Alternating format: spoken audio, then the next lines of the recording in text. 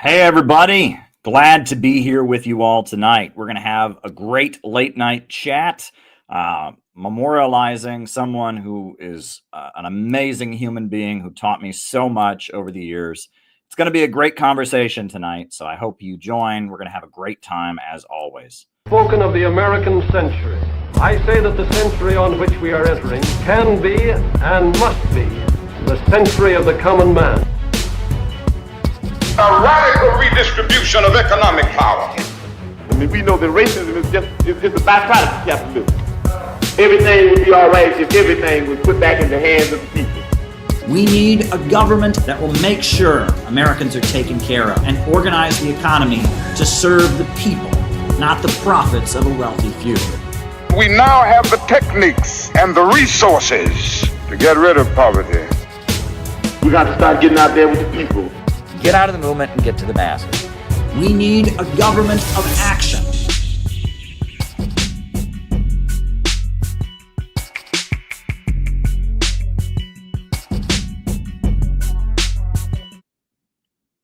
All right. Welcome, everybody. The way we do things on these streams is I give my opening remarks. I talk about my planned remarks, which tonight will be just kind of reflecting on the great person Harpal Brar and the great writer, speaker, and everything that he was and what he meant to me. I'll get into that obviously later. That'll be my opening remarks for tonight. Then we'll do a roll call to find out who's on the other side of the camera, who's watching, and then we'll answer your questions. Now, at the beginning of the Q&A, I'm actually going to bring on another CPI member who also was greatly influenced by Harpal Brar. Is going to jump on, and he's going to have a lot to say, I'm sure.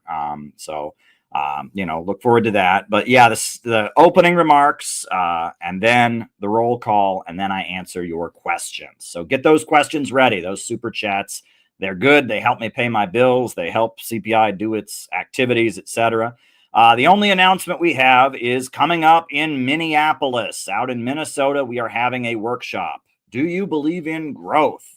An all-day workshop, February 22nd in Minneapolis. A new day for Minneapolis, a new day for America. And it's going to be absolutely awesome. So I hope that you will register and attend. We are an organization and we exist to carry out real operations like what we did at Inauguration Day. All the speeches from the inauguration event are posted, by the way, if you want to watch them. So check out our workshop coming up in Minneapolis. It's going to be a great workshop about anti-imperialism and all the important things that we talk about, standing up for working families, opposing the emerging low-wage police state, and the danger of a new world war. So go ahead and register if you're going to come to Minneapolis to our workshop. So as I said, first it'll be opening remarks. Then from there, we'll do the roll call. And then from there, I'll answer your questions. So please send super chats on YouTube, Rumble rants on Rumble. So I guess with no further ado, I'm just going to jump right into what I have to say tonight. Folks, it was 2016, and I was in Cleveland, Ohio for the Republican National Convention, where Donald Trump was nominated president, was nominated for the presidency by the Republican Party. And I was in Cleveland, Ohio to cover the convention for RT. And somebody that I knew who was a communist activist called me up and they said, "Hey, I saw on Facebook that you're in town. Let's get together and talk." I said, "Okay." So they drove up and they picked me up and I got into their car and we were driving through Cleveland during the Republican convention. And I got to tell you, this person is not a pleasant person. This woman I was in the car with, she is a woke, cancel culture, synthetic left, Trump derangement syndrome nut. She's just, a liberal, and I guess she calls herself a communist, but she hates Republicans. She hates conservatives. And everyone who would ever question the liberal order is a Nazi and a fascist. And, I was in the car with her, and she was calling herself a communist, and was at that point, getting around communist circles, and she knew my work, and there had been some agreement about Syria at one point. But anyway, so I'm in the car with her, and we're driving around Cleveland, and she's asking me political questions, this woman. Who later went on to become one of my worst enemies, actually, but that's a whole nother story. And I'm riding around with her, and so we're driving around Cleveland, 2016, and this woke Antifa cancel culture. I don't want to use any offensive language, but she's not a nice person. Let me put it that way. But at the time, we were kind of friends, I guess.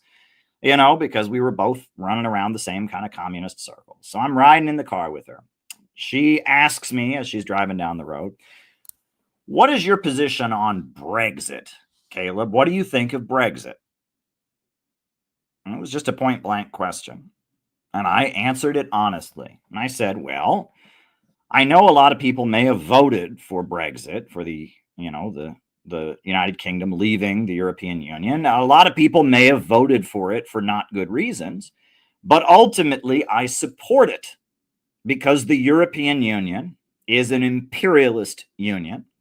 The European Union is bad for the working class. It's bad for labor unions. It's bad for working families, and it strengthens imperialism. And so the correct position is to support Brexit, even if you recognize that a lot of the people who were voting for Brexit were doing it because they hated Muslims. They didn't want Muslims to come into the country. It was about anti-immigrant bigotry or something. I said, regardless, Brexit was a good thing because we want to see the European Union disintegrated, just like we want to see NATO disintegrated, just like we don't support globalism. We don't support these imperialist institutions. Well, that was the wrong answer. And it's so funny. This woman was so angry to hear me say that. She was so angry, and in her anger, she gave me one of the greatest compliments I have ever received. Unintentionally, of course. This woke, cancel culture, liberal, POS, whatever you want to call her. I don't want to use the B word. That's offensive, but she's not a nice person. Let me put it that way.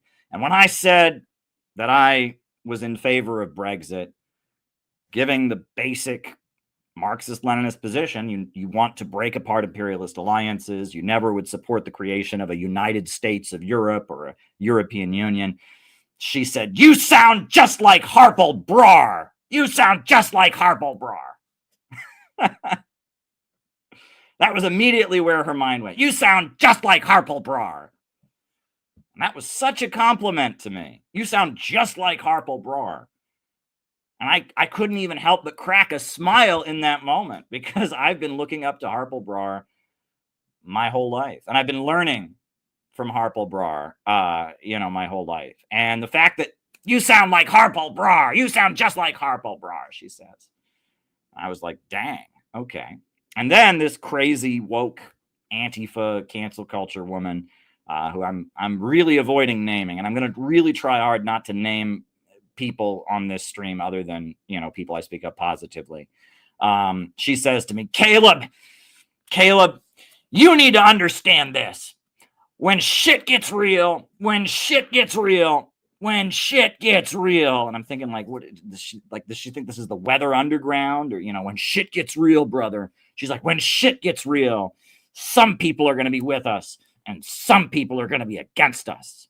And she says it with this angry look. It sounds like she's like planning violence or something. When shit gets real, Caleb, some people are going to be with us and some people are going to be against us. And I was like, damn, this bitch is crazy. There, I said it. I thought, this bitch is crazy. That's what I immediately thought when she's like, some people are going to be with us and some people are going to be against us. But that was probably, it's up there, and it's probably one of the greatest compliments I've ever received in my life. You sound just like Harpal Brar. And often, the greatest compliments that one will ever receive, often those compliments actually come from your enemies, right? And they slip out. They're unintentional, right? Your friends will compliment you and say nice things to you, but your enemies, they really digest who you are often, right? They are really understanding you. And the things that you like about yourself are often what your enemies hate you for. So often when your enemies are railing against you, you can find amid their vitriol and their hatred some of the greatest compliments you will ever receive. And that was one of the greatest compliments when this woke crazy woman said, "You sound just like Harpal Brar." So tonight we're going to talk about the great Harpal Brar. And this is not an obituary for Harpal Brar because I don't know enough about his personal life or his biography to really do justice to him in that way. I do know he was born in India. I do know that he got active in the anti-Vietnam War movement as a student living in Britain, and he became a Marxist-Leninist. I know that he was in a couple different communist groups. He eventually started the Indian Workers Association, and the Indian Workers Association merged into and started joining the Socialist Labor Party. I guess when Arthur Scargill, the leader of the miners' union, when he quit the Labor Party, as Tony Blair took over the Labor Party, Arthur Scargill, the militant trade unionist, he started something called the Socialist Labor Party. And Harpal Brar and the Indian Workers Association, they were part of it. And then in 2004, during the height of the Iraq War protest movement, they started a new party called the Communist Party of Great Britain, Marxist-Leninist, CPGBML. And that party still exists, and we're really honored that members of that party have spoken at CPI events. We've republished their articles on our website. Our views have evolved somewhat, and we're not as close to them in our perspective as we once were, but there is still a huge amount of admiration and respect for them, and especially for their founder, the great Harpal Brar, and that's what tonight I'm going to be talking about. But so this is not going to be a biographical stream of the life of Harpal Brar because I don't know enough about it. And I'm looking forward to the obituaries that have been published. I know there's already been statements in newspapers all over the world honoring this great man. I'm sure they're planning a powerful memorial meeting in Britain in honor of Harpal Brar. I mean, there'll be representatives of North Korea at that meeting. There'll be representatives of Cuba at that meeting, and China, Venezuela. I mean, everywhere people are fighting imperialism. Harpal Brar is loved. I know he was a big supporter of Gaddafi in Libya, met Gaddafi at least a couple times, sent delegations to Libya regularly, went to North Korea, went to China, was quoted in Chinese state media. I mean, all over the world, wherever there was a struggle against imperialism, Harpal Brar was on the right side. So we're going to be hearing a lot about his life and how he evolved politically over the years and how he became the man he is. And I cannot do justice to that. I'm telling you there what I know. The title of this stream is What Harpal Brar Meant to Me. And that's what I can tell you. And this kind of gets back to the political tradition that I came up in. When I first moved to New York City in 2010, I was in the Workers' World Party, and a lot of comrades died in the first year that I was there. You know, a lot of them were older. They were in their 70s and 80s, and they were dying. And they would have political meetings where they would use the life of the person to explain the history of the party and explain their political development.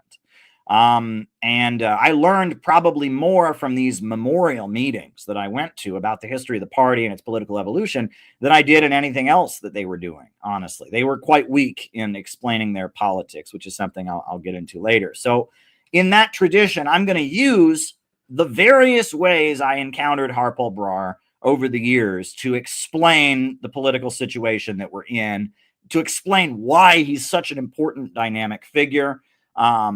I'm going to basically explain all of that. And I will say this, Harpal Brar is a human being. And just like anyone else, all human beings have many sides. I knew Harpal Brar as a great teacher and an educator about the history of Marxism, about Marxist economics, about the Marxist-Leninist ideology, etc. But he was also a husband. He was also a father. He was also a law professor. He was also a business owner. Now, I never knew him in his family life. I never knew him in an academic setting, and I never knew him in the business world. In fact, I was never in a political organization that he was in. So, if I were in the Communist Party of Great Britain, Marxist-Leninist, my opinion of Harpal Brar might be different. If I were a family member or a relative of him, I might see him in a different light. If I had been one of his law students, or if I had done business with him, I might see him in a different light. I know one side of Harpal Brar very, very well, and that was as a teacher, an educator, and an agitator against imperialism. That's how I knew him. And that's what I'll be reflecting on tonight. And it'll be about how I was affected by him, how I learned from him over the years, and how our project with the Center for Political Innovation, as much as it might be different than what he would like, right? I certainly don't claim to have views that are identical to his, and we have probably gone in a direction that he would not approve of, but regardless, right? There's a reason that there are 25 podcasts on this YouTube channel that I did with Jyoti, his daughter, and Harpal. In addition to an hour-long interview I did with him. There is so much overlap, and I have learned so much from this man over the years. And this man had so much to teach the world that tonight we are going to talk about some important history. And we're going to just talk about communist politics, about anti-imperialist politics, and the strange period that we've been going through that has led to our organization, the Center for Political Innovation. We're going to talk about all of that. And Harpal Brar has been a voice and, a person teaching and extolling concepts that are very, very, very important, throughout this whole thing, throughout the whole course of this development. And the funny thing about Harpal Brar is that he is a person who I first heard of when I was 15 years old. And I heard of him again, and I heard of him again, and I heard of him again, and I heard of him again, and I heard of him again, and I heard of him again. And it's weird because I have gone in a lot of different directions in my life. I've met a lot of different people, and I've run in a lot of very different political circles. But Harpal Brar, he was just somebody who just kept showing up and just kept showing up and just kept showing up. And that tells me something. That tells me that in a lot of ways, first of all, our worldview is very similar. It's very, very close, even if it's not identical.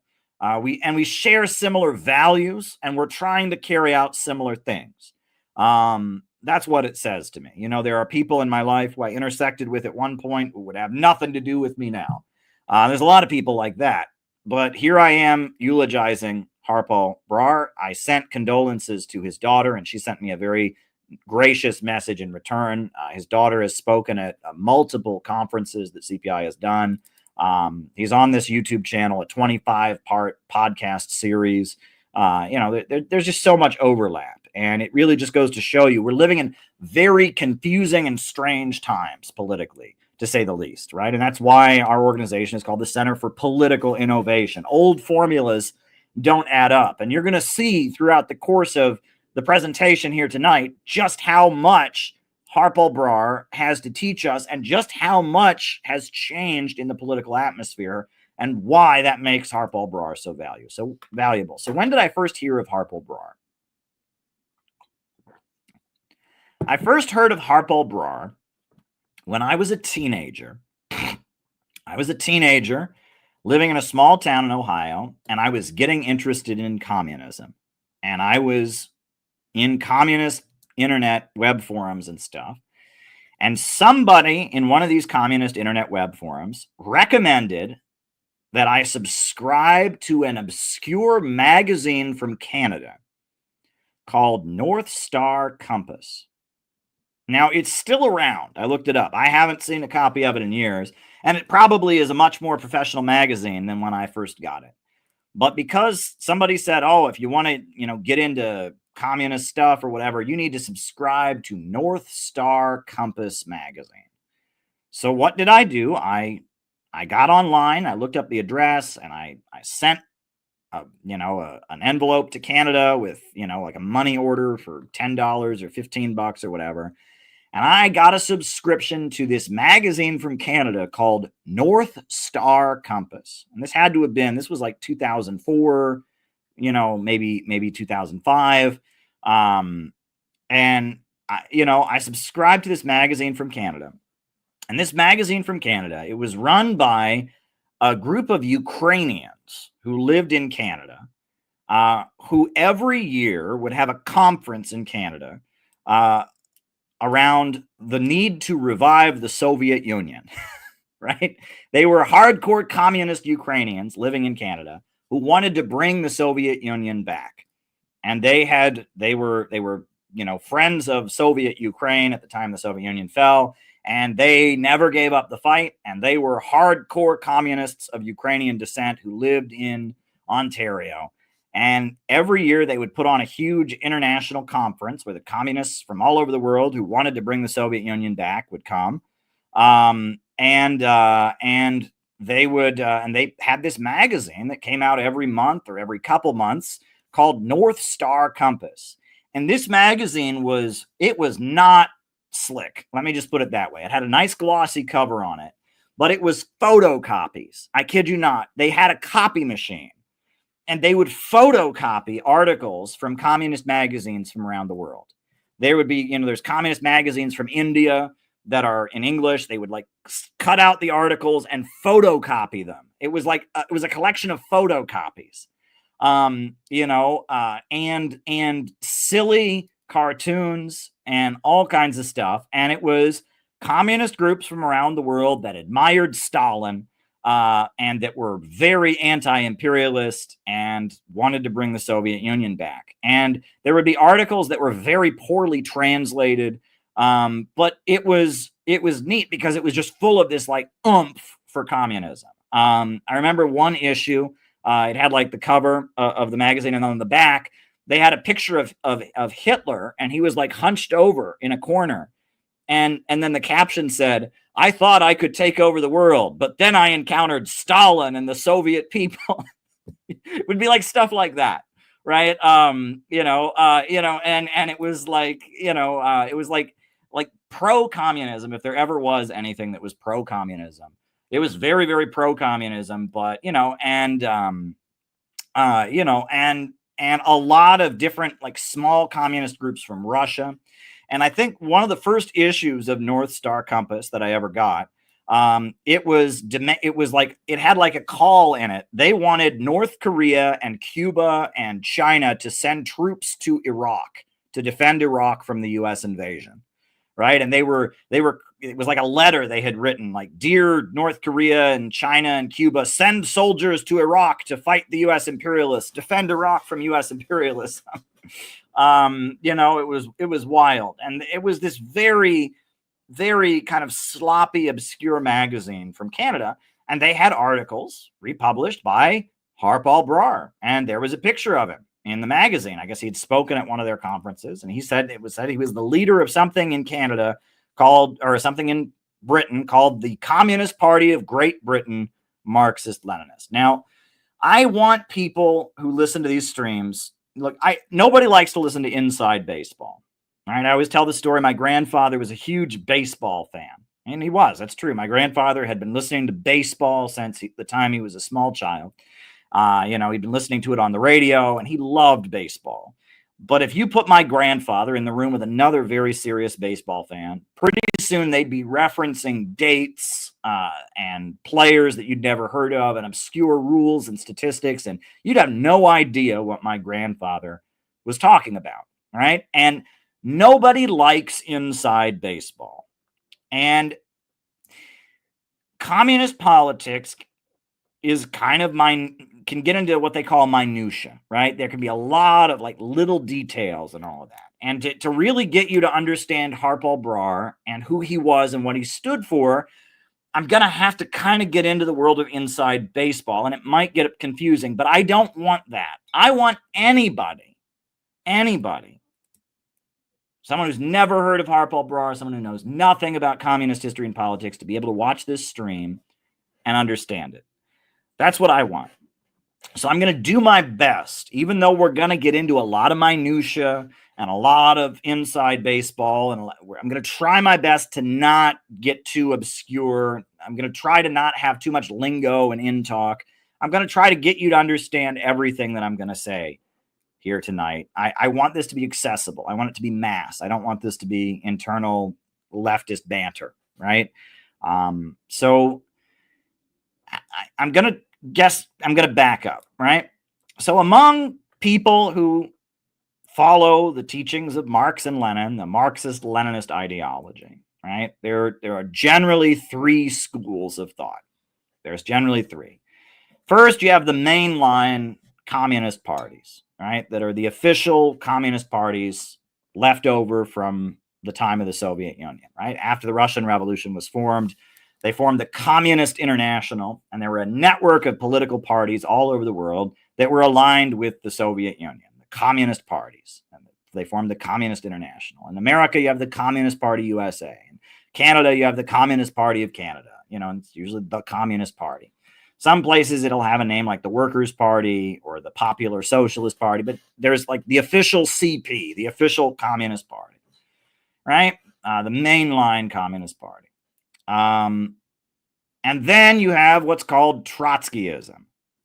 And Trotskyism, Leon Trotsky was a leader of the Russian Revolution who had a falling out with Stalin and broke with the Soviet Union and became anti-communist. Even though he claimed he was the true inheritor of Lenin, he was the true inheritor of Marx, he had this theory of permanent revolution. He hated Stalin, and he formed political groups all over the world that were communist, but they were against the Soviet Union. It was Trotskyism.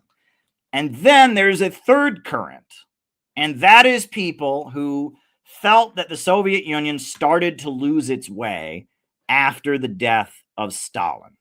And those folks, some of them, a lot of them were Maoists, because China was the first country to, criticize the Soviet Union and cut ties with the Soviet Union during the time of Khrushchev. There were some that followed Albania. There were some that, still like Harpal Brar, that still defended all the socialist countries, that defended the Soviet Union right up until the end, but they just felt it had started to lose its way after the death of Stalin. That's what Harpal Brar was. Harpal Brar was an anti-revisionist, this third school of communists who felt that the Soviet Union had started to lose its way, after the death of Stalin. And that the anti-revisionist position was the most interesting to me as a teenager. Why? Well, I grew up in a really small town. I did not know anybody who was a communist, right?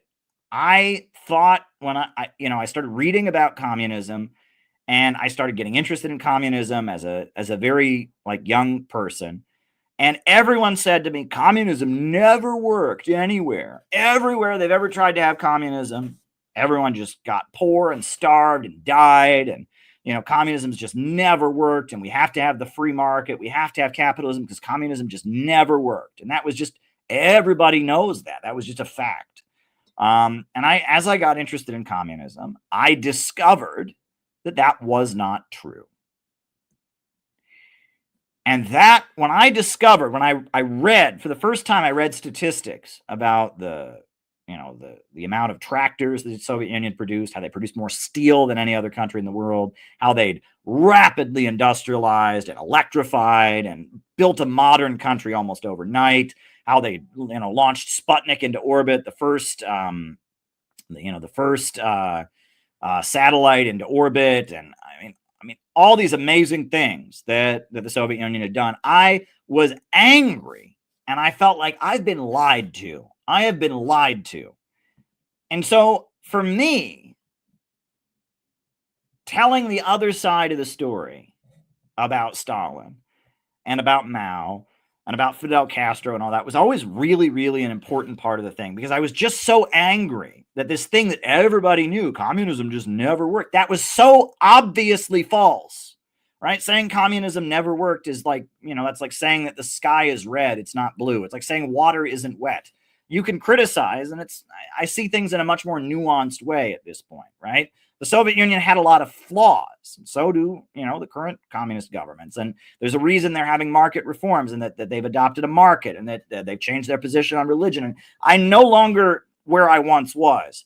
But the reason I was attracted to anti-revisionist politics was because I had been spoon-fed this stupid lie that communism just never worked. It just never worked. And everyone believed this. And you could show people that it was not true. You could show them the statistics. I could take the encyclopedia and I could show them, look, it did have huge, and they would just refuse to believe it. Oh, okay, well, that doesn't count because of the famine, and people just couldn't break with that lie. It's the whole thing about Hitler. He says, if you want people to believe a lie, you just tell it loud enough and long enough, and people will assume it must be true. Well, what everyone knows about communism, that it just never worked. It just never worked. That's not true. And so I was never for a minute attracted to Trotskyism, because Trotskyist groups, the first thing they tell you is that's not real communism. Oh, no, we disavow. We denounce the Soviet Union. We denounce China. We denounce Cuba. All these communist governments there. Oh, we want nothing to do with them. And I thought, you guys are punks, right? I thought you're cowards, right? We're being lied to about all these countries. We've been all told that capitalism is so great and that all the communist countries have never done anything good. We've all been lied to about all of this. And instead of challenging those lies, you just go, oh, well, we're different. We're not like. And I hated that. I hated Trotskyism. I just wanted nothing to do with Trotskyism. And then the mainline communist parties were, especially in the Western countries, they were wimpy as hell. The Communist Party USA didn't even call me back. You would call their office and nobody would answer the phone. And if you looked at any of their website, like, especially back then, it was just it was vote for the Democrats, vote for the Democrats. I think the Young Communist League, when I was a teenager, the Young Communist League, their website was all about Al Gore. You got to vote for Al Gore. And there was vaguely, they might talk about Cuba had a nice healthcare system, but they very much just kind of sounded like liberals. And I would always wonder, like, why would you even bother to join them? And, I believe on their website that, I was in Ohio, they had a phone number for the Ohio Communist Party, and it didn't work. And they had an email for the Ohio Communist Party, it didn't work. I think, when I was right after I graduated high school, my mom and I went to New York City. And I remember that I went to the Communist Party USA's headquarters, and at that point, it was just like a wrecked old building. I mean, it was just a building full of a bunch of boxes. There were like two really old people there. It was just the mainline communist parties, just at least in America and most of the Western countries, were just wimpy as hell. Right? They didn't even want to recruit you. They really didn't want to recruit you, and they wouldn't give you much reason to do it. And their websites were boring, and they just kind of said, vote for the Democrats, Republicans are bad. And they were just like, they were not a factor, right? They didn't even have bookstores. I think at one point they had bookstores. They didn't even have bookstores anymore. They barely existed. So the mainline communist parties, they didn't even want me. Even if I'd wanted to join them, they wouldn't have called me back. And I had no interest in Trotskyism. I really didn't, any of that denounce and disavow, I had no interest in. So I was attracted to anti-revisionism. And the anti-revisionist parties, their heritage goes back to Khrushchev, right? So Stalin, Stalin died. A couple years after Stalin's death, Khrushchev, the new leader of the Soviet Union, came into office, and he took a dump all over Stalin. And he said Stalin was just as bad as the Western media said, and he gave this awful speech called the Secret Speech in 1956. And the Secret Speech was very much groveling to the United States. He was saying, basically, my predecessor, Stalin, he was an anti-imperialist, he was a revolutionary, but don't worry, I will do what you want. You can negotiate with me. It was Khrushchev bowing before the United States. He wanted to negotiate. He wanted détente. And so in order, as a gesture of weakness to the United States, Khrushchev gave a tirade against his predecessor, Stalin. And what he did was he torpedoed the whole communist movement because Stalin had been the man who'd led them through World War II. And Stalin had been the man who, had led them to rapidly industrialize. And in America, these people, especially American communists, had gone to prison for being communists. They'd been tortured from being communists. They'd been fired from their jobs for being communists. And so to have the leader of the Soviet Union get up and say, you know what, it was all true. I mean, Stalin had been like the symbol of a global movement that had fought fascism, that had built labor unions, that had done so many amazing things for which a lot of people died. I mean, they tell the story during World War II. They'd line up a bunch of resistance fighters in Nazi Germany, right? People who'd been caught, filling shells with pepper instead of gunpowder, or blowing up train tracks to prevent Jews from being sent to the gas chambers and things like that. And they'd line up a group of resistance fighters before they would shoot them. And as they were being lined up before the firing squads, they'd all raise their fist and say, Stalin, Stalin, before they would be shot by the Nazis, right? That Stalin was much bigger than just one man. He became the symbol of this global movement that was against imperialism, that was against racism, that was against, against fascism. And so to have Stalin, who had been widely maligned and smeared, to have the leader of the communist, the communist country, the Soviet Union, get up and denounce Stalin and accuse him of all kinds of awful things, that was just a devastating blow. And ultimately it led to the demoralization. I mean, it took some time, but ultimately the Soviet Union collapsed largely because of the devastating psychological impact of that speech. The French Communist Party lost millions of members. And I mean, it was, the Communist Party USA basically collapsed, became politically irrelevant. The Khrushchev secret speech was a very devastating speech. And so China denounced Khrushchev's secret speech. At first they went along with it, but a couple of years later they denounced it. And then new communist parties started forming all over the world that didn't accept Khrushchev, that said Stalin was good, that were taking inspiration from China, and they were called anti-revisionist parties. That's what they called themselves. And in the United States, one of the groups was called the Revolutionary Communist Party. There was the Communist Party, but they felt the Communist Party had sold out, so they formed the Revolutionary Communist Party. And then there was the Communist Party Marxist-Leninist, and there was the Communist Workers' Party, and all over the world you had these new communist groups that were formed. That was called the anti-revisionist movement. And Harpal Brar, as a young man who was involved in protesting the Vietnam War, who realized to some degree, just like I did, that the idea that socialism doesn't work as an economic system is wrong, and who came to sympathize with the Vietnamese people as they fought against U.S. imperialism and was a supporter of the Vietnamese people. Harpal Brar became an anti-revisionist, and he joined I understand he was in one Maoist communist group, and then he was in another. He eventually formed the Indian Workers Association, and eventually the Socialist Labor Party, and then the Communist Party of Great Britain, Marxist-Leninist.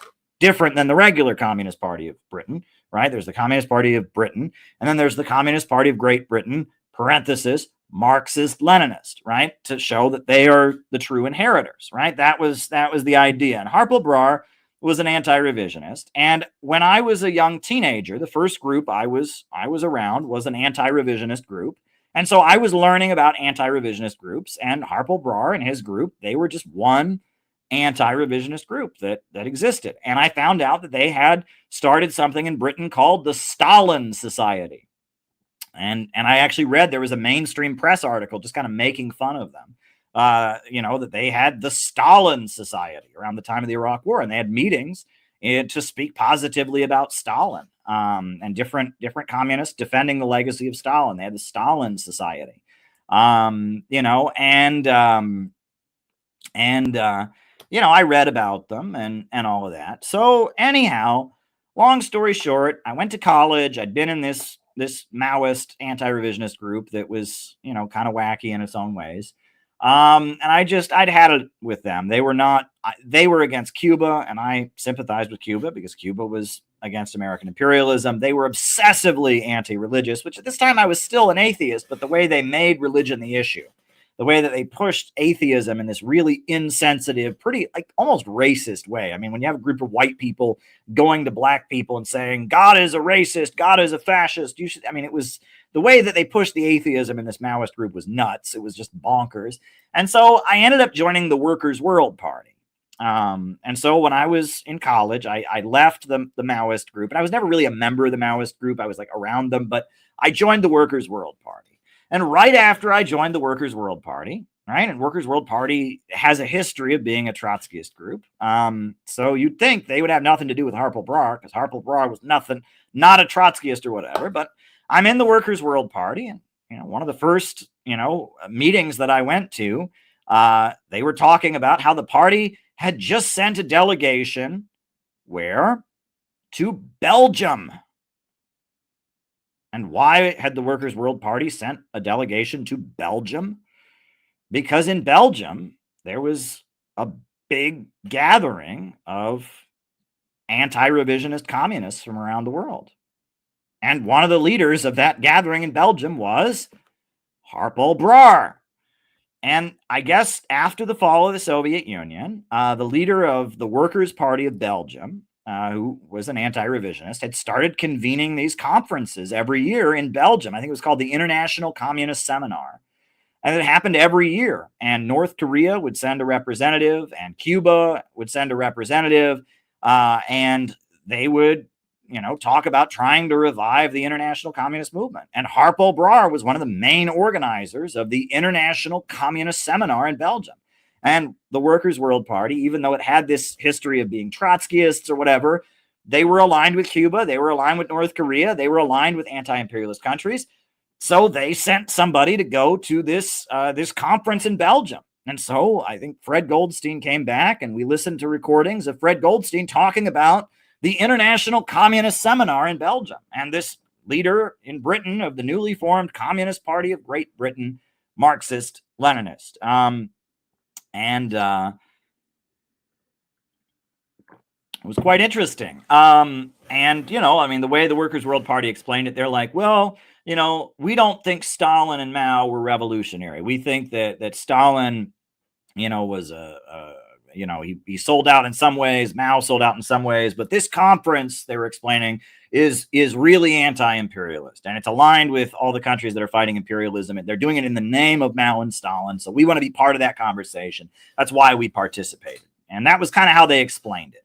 And that was kind of the weird, like, double think of the Workers' World Party. The Workers' World Party had this history of Trotskyism, but their orientation was never talk about Trotsky, and never quote Trotsky, defend all the communist governments, which Trotsky did not do, and hang out with people who defend Stalin around the world. It didn't make any sense. The Workers' World Party has always had this weird double thing, right? Workers' World Party is kind of a, Marxism. Sam Marcy, who started the Workers' World Party, it's like a weird, spin-off of Trotskyism. And that's why I would even join it. I was never going to join a group that didn't support and defend the history of communism, didn't, stand with countries that were fighting imperialism. And the Workers' World Party, they did. And in their newspaper, they would defend countries like Iran and Venezuela. They defended North Korea and stuff like that. And so the fact that they had this history of being Trotskyists or whatever didn't bother me. I joined them because anti-imperialism was really, really important to me. And the Workers' World Party was anti-imperialist. And Harpal Brar was Mr. Anti-imperialism. And, in Belgium, there was Harpal Brar, and in Canada at the North Star Compass gathering of the Ukrainians in Canada, there was Harpal Brar. Wherever, this is what you need to understand, wherever the imperialists were being opposed, right? Wherever there was a global effort to build an anti-imperialist movement, that's where Harpal Brar was. And that is what is so important to remember about him, right? Don't think about obscure communist whatever. Think about this. He was anti-imperialist. That was essential in his being. He stood with Gaddafi. He stood with the Iranians. He stood with Saddam Hussein. He stood with Venezuela. He stood with anyone who would fight imperialism. That was so essential to who he was. And for him, that was based on his understanding of Marxist-Leninist theory. And he understood those principles. And so if he was in Libya with Gaddafi, he was in Gaza, he went to Gaza to stand with the Palestinians. I mean, he was always against imperialism. That was just the essence of his belief. He was on a mission to oppose imperialism. You know, from what I understand, at the time of the Vietnam War in India, there were a lot of, communists who stood with the Vietnamese people, and they would protest against the American embassy. And I guess in like the Indian dialect, the way you say name is nam, like my nam, right? And so they would chant, your nam, my nam, Vietnam, Vietnam, your nam, my nam, Vietnam, Vietnam, your name, my name, Vietnam, Vietnam, right? That was basically what he would, what the attitude was, right? That countries that are kept in chronic poverty by Wall Street have the right to break free. And that's, what the Soviet Union really started, right? The 1917 Bolshevik Revolution opened the door to a wave of anti-colonial revolutions that swept the world. And that, the 20th century, the Cold War, was various countries that had been kept in chronic poverty by the domination of Wall Street monopolies, breaking free. That was the basis of the Cold War. I mean, it was the Soviet Union, the first conference. I've told you all this many times because it's so important. The Soviet Union, the first conference they had was the Baku Conference, the Congress of the Peoples of the East, where they announced support for anyone who would fight the imperialists. And they supported the Emir of Afghanistan, a conservative monarchist, because he was fighting to break Afghanistan free from the British Empire. And they supported the Egyptian merchant capitalists that were fighting the British Empire, and that they supported anyone who was fighting against imperialism.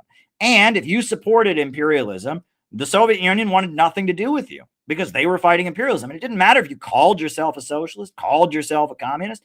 They were an anti-colonial, anti-imperialist movement. And that was where Harpal Brar's heart was. As someone who was born in India, it's very interesting. Harpal Brar is not the only person of Indian descent in Britain who's a communist. And in fact, R. Palm Dutt, who is the main theoretician of the Communist Party of Britain during the Stalin years, the 1930s, was a man of Indian descent as well. And why was that? Well, I think about Ho Chi Minh, right? The leader of the Vietnamese Communist Revolution, Ho Chi Minh. He was living in Paris at the time that the Russian Revolution happened. And at the time he was living in Paris, there was a split. The Socialist Party of France split, and then you had the Communist Party of France, and you had the Socialist Party.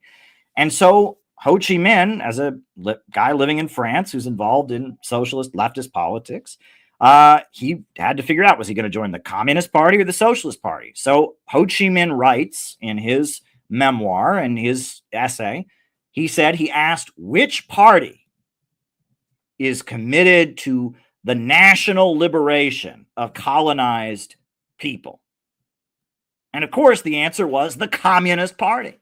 So Ho Chi Minh, he has an essay, How I Became a Marxist-Leninist, and he says he became a Marxist-Leninist because Marxist-Leninists were dedicated to the national liberation of the colonized people. And Ho Chi Minh was a Vietnamese person who was fighting for the national liberation of his people. And in Britain, right, in the 1930s, when you had the Labor Party, which was the main socialist group, and then you had the Communist Party, a lot of Indian people who had come to India or come to Britain because of the colonization of India, when it was time to decide which party they were going to join, they joined the Communist Party because the Communist Party fought for the national liberation of the colonized people.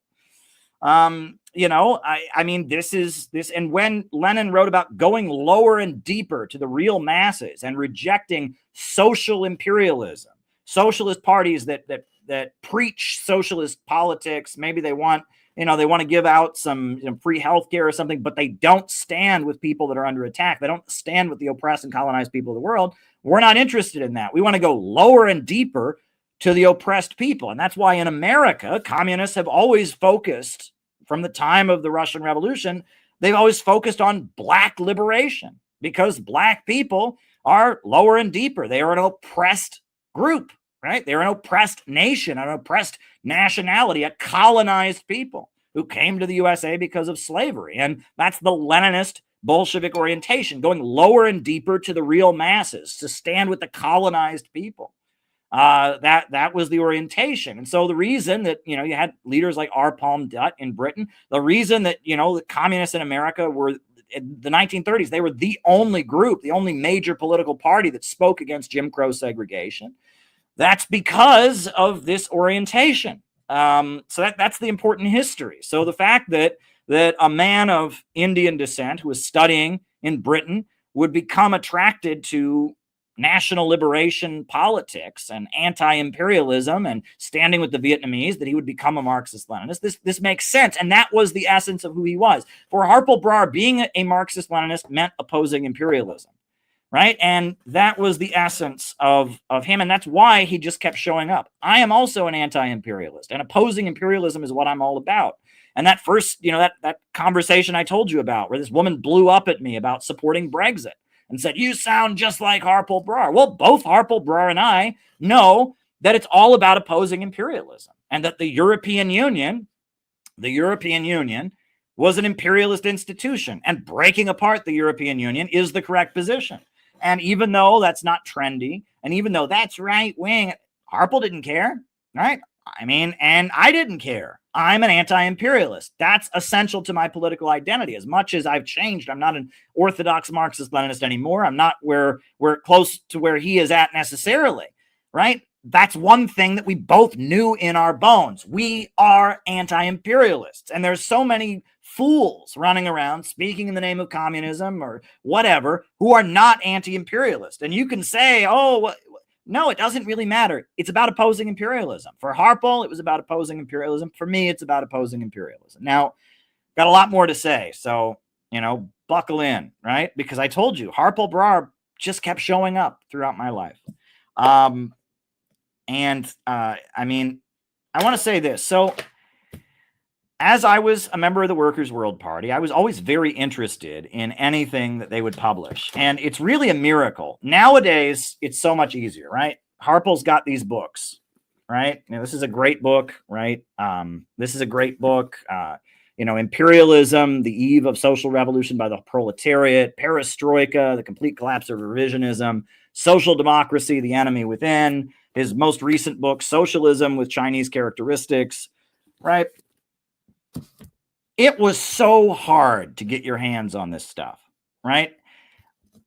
This book, the first time I read this book, do you know what it was? I got a PDF of it on the internet when I was in college.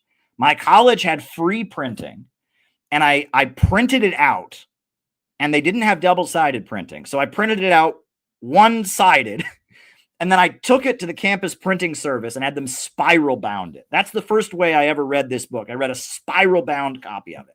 It used to be really hard to get Communist Party of Great Britain Marxist-Leninist literature in America. I think there was a time, I had some money, like a relative sent me a check for my birthday when I was in college. I finally had some money, and I went to abebooks.com, and they had like 3 different Harpal Brar books on abebooks.com, and I bought some, and those were like the first time I'd ever gotten my hands on any like actual CPGBML literature. It was very, very hard to get their pamphlets because it was just, you have no idea. And what I remember when I really started to pay the most attention to Harpal Brar was after they started their YouTube channel. And they started their YouTube channel. And early in the days of YouTube, you couldn't have a video that was more than 11 minutes long. All right. We're talking like 2007, 2008. YouTube was very new, and videos had to be shorter than 11 minutes. So Harpal Brar's lectures would go up on YouTube, and they would be cut into 10-minute segments. I kid you not. And they were really, really good lectures. He would explain the history of Marx. He would explain the history of Lenin. He would debunk the lies about Stalin. These were really, really good lectures. And they created a sensation all over the world. People were watching these lectures. They were really, really, really good lectures. And what's important about these lectures, and this is what I want to get to, is that they just broke it down, right? They explained it as if you didn't know. Because so much of what communist groups write is inside baseball. So much of what communists do is they're trying to have a position within the movement, right? That's what I always heard in the Workers' World Party. It's about the movement. What is the movement? The movement.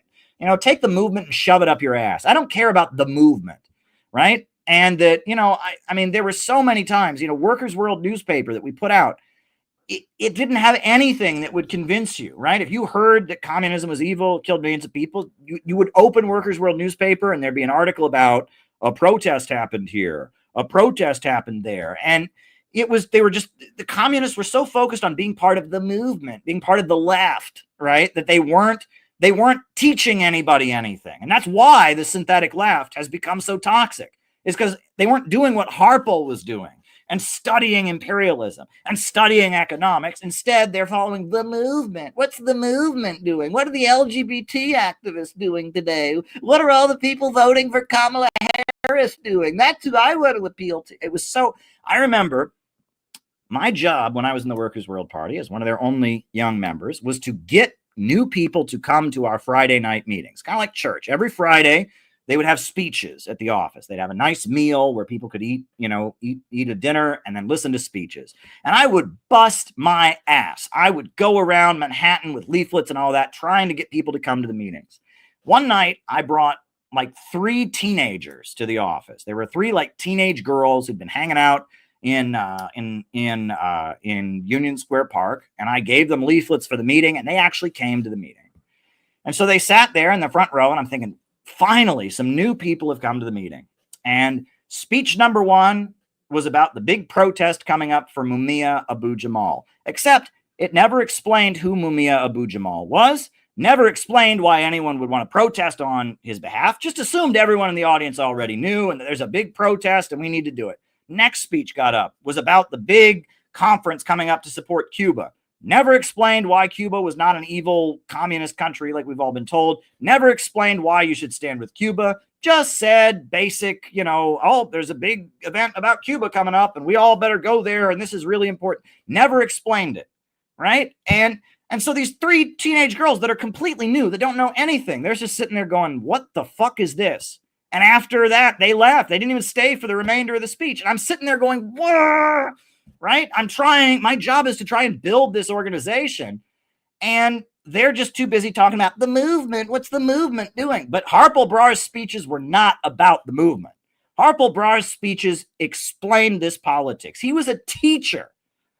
He's a teacher. And he taught the politics. And he broke it down in very basic language, and he explained it. And he really understood this. And that's the connection between me and Harpal Brar. I'm not in this to be part of the movement, and neither is Harpal Brar. Harpal Brar was not interested in being part of the movement. That's why he supported Brexit. Harpal Brar was not interested in being part of the movement. That's why he said Donald Trump was the better candidate in 2016, that it was better that Trump win in 2016. And he actually said that. Right. And at the same time that, and we'll get to this later, at the same time that I was being canceled and smeared and all of this, they were being targeted in the exact same way. And we're going to get to that too, because there's just so much to get to here. But so I remember, the first time I ever heard of Harpal's daughter, Jyoti, was when I was in college, when they first started putting up their YouTube videos. She gave a very amazing speech called What the October Revolution Means to Me. And it was very good. And she talked about Anna Louise Strong, and she talked about all the stupid anti-communism we hear and all the economic achievements. She said the stuff that I was always telling people, what they needed to hear, which was that socialism is an alternative to capitalism, and that the economic system of imperialism is destroying people's lives around the world, and that there is an alternative, right? And she was talking about economics and the achievements of the Soviet Union and the countries that have broken out of imperialism, what they've done, etc. Right? And it was a very, very good talk, and that was what was important to Harpal Brar. I've told you all how much I really, really love Anna Louise Strong. Right, the woman who wrote this book, right? This was an American woman, who was the leader of the Great General Strike in Seattle, right? And she wrote this beautiful book, I Change Worlds, and she wrote another book called The Stalin Era, and that she was an American journalist who just lived in the Soviet Union during the 1930s and wrote books about the economic achievements of the Soviet Union.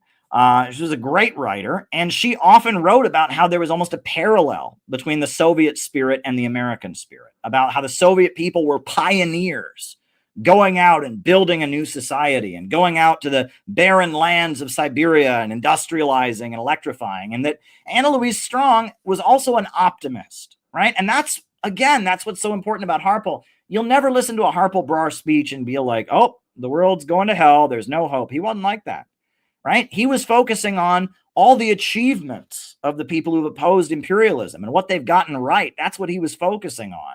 And that's why I liked listening to him. I didn't want to hear about the world going to hell. I didn't want to hear about how awful everything was. I wanted to hear about what had happened when the people of the Soviet Union broke out of imperialism and industrialized. I wanted to hear about what the people in Libya had done under the leadership of Gaddafi. I wanted to hear about I wanted to hear the good. I was in this for the good. I was in this to make people's lives better. I wasn't in this to complain. I wasn't in this to wreck and tear things down. I was in this for good, and so was Harpal. And again, that's why I feel like he just kept showing up.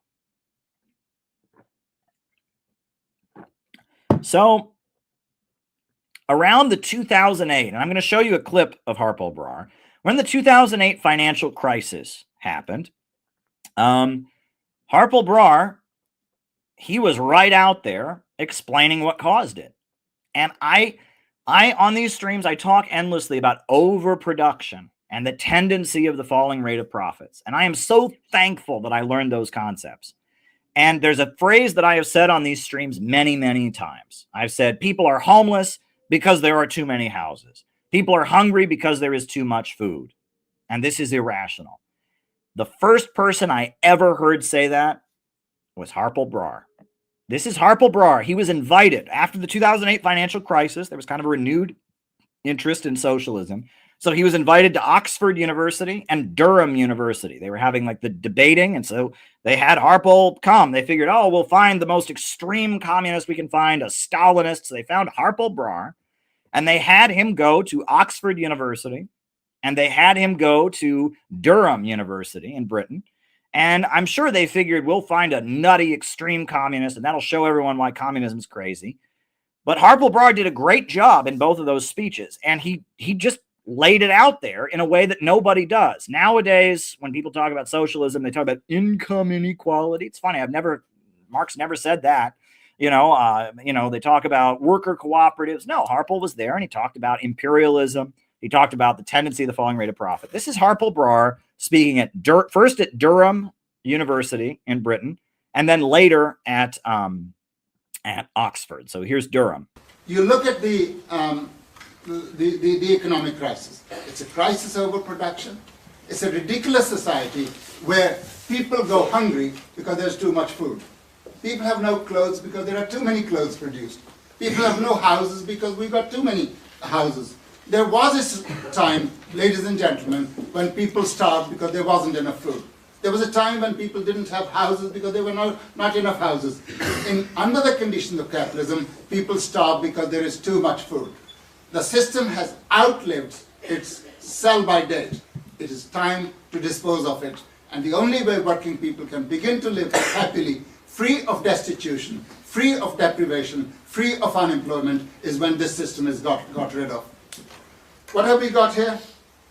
First of all, the crisis of overproduction takes place. The bankers have played their part in bringing it to fruition, whereby you would find that hundreds of millions have been given by each of the imperialist countries to their bankers to rescue them from the very market forces that they claim are the bedrock of our stability, that the market will correct itself. The market does not correct itself. The bankers have been given money. As a result of it, the states are nearing bankruptcy. And what are the bankers doing? Bankers have come back to the merrymaking, they're making lots of money now, and are telling the governments, unless you get rid of the deficits, we are not going to lend you any money. You are going to be without money. So the governments are tightening the screws and imposing cuts in expenditure and increasing taxation. And over the next 4 years, in Britain, 113 million is due to be taken out by the government through taxes and through imposition of cuts. And that means millions of people more will lose jobs on top of the 7.6% who are unemployed already. Ever since 1825, the production... This is when he spoke at Oxford University. On top of the 7.6% who are unemployed already. Ever since 1825, the productive forces have developed to such an extent that they are out of control of the people who run them. Capitalism has the capacity to produce as though there is no tomorrow. But at the same time, whatever is produced, huge amounts of it must go as a tribute to the owners of the means of production and distribution, which means working people are too poor to buy the things that are produced. And that creates, on a regular basis, crisis of capitalism. Capital does not produce unless and until it can make a soft buck. When you listen to people like Mr. Marshall, they say they're running a hedge fund. The average person is deluded into thinking they're running some kind of an environmental project. No, they're not. They're racketeers who are out to exploit and screw anybody around. That's what they're after.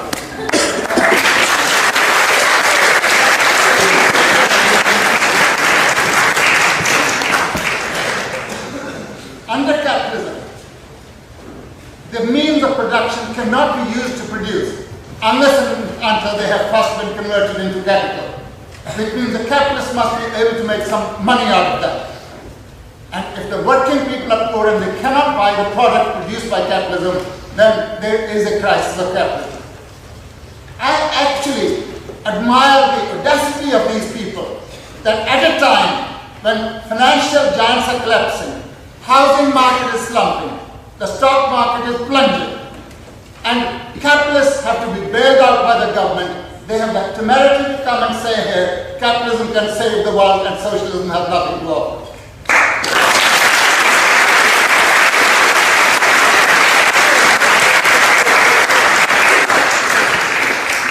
Do not talk to me about what benefits capitalism brings. Do not talk to me about the freedom of the market. No, I'm not accepting any interruption. Being a Stalinist, I do not like interruptions.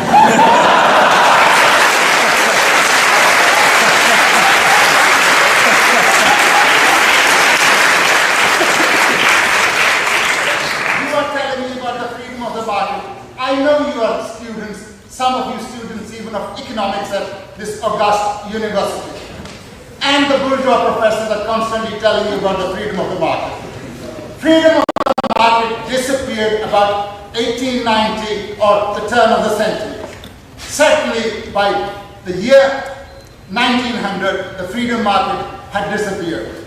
But that is monopoly capitalism. But that's not just because it's monopoly. Monopoly capitalism has certain characteristics. It came on the stage at a time when all the world have already been divided up. Capitalists fight with each other in order to get the maximum share of the world's loot. And if the world is already divided up, it can only be redivided. There are no empty parts as at the time of the scramble of Africa at the end of the 19th century. And that's what caused the ding-dong. We started a serious business when the president of the union led you to pay homage to those who died in the First World War. I'm surprised that neither my side nor the other side has referred to the question, why did so many millions die in the First and the Second World War? Because the capitalists of the major countries were fighting each other over the loot of the world, and they were prepared to kill 100 million people in the 2 world wars. That's the price of your freedom of the market. That's what we are paying. It's not delivering in the heartlands of capitalism either. Look at Britain. At the moment, there's 8% of the population, or just under 8%, that's unemployed. A third of the people live in poverty, a third of whom are children. There are 3 million children in this country that live in poverty. It's one of the richest countries where 40,000 people die each year of hypothermia. Look at the United States, the richest country in the world. 42 million people are on food stamps. 40 million people, despite the Obamacare, which has been subject to so much debate, have no health cover. 16% of the households go hungry, according to the Agriculture Department of the US. There are millions of people who are poor, who live in poverty. Millions of people who are having their homes possessed, repossessed. That's the position in a country like the United States. And yet in the United States, there's 1% of the population that owns 25% of the wealth of the United States. Similar figures can be produced for this country and of every other capitalist country. So capitalism really just does not deliver. On top of that, it's involving people in endless wars, not only the First and the Second World War, the war in Vietnam, the war in Korea, the war against Yugoslavia, the war against Syria, the war against Libya, the war against Iraq, which killed over 2 million people, the war against Afghanistan. It's constantly waging war against people abroad, and it's attacking working people at home. So I put it to you that capitalism is imposing too high a price. It's a flawed system. It cannot work. Yeah, that was Harpal Brar. And I mean, you heard him there explaining the capitalist crisis of 2008. It happened because of overproduction. It happened because of technology making people poorer. And then from there, explaining that this same system is the cause of wars, linking it to the wars around the world, the destructive wars of imperialism. Just an amazing person sticking up for the economic principles that I learned so well. So there's plenty more to say. The first thing I'll say is that there was an older man who was in the Workers' World Party. I will not say his name because he probably hates my guts now. I mean, I've gone in a completely different direction than he's gone. But this older man who taught me a lot and was my mentor in Workers' World Party, as I got to know him, I found out that he had moved to the Soviet Union at the time of the fall of the Soviet Union. This is wild. Like I told you, anywhere in the world there was a struggle against imperialism, there was Harpal Brar. So this older man who had been in the Workers' World Party, when the Soviet Union had fallen, there was a lot of unrest, right? There were communist protests. The Communist Party was very large, and there was a lot of confusion. So many communists from around the world went to Russia after the fall of the Soviet Union.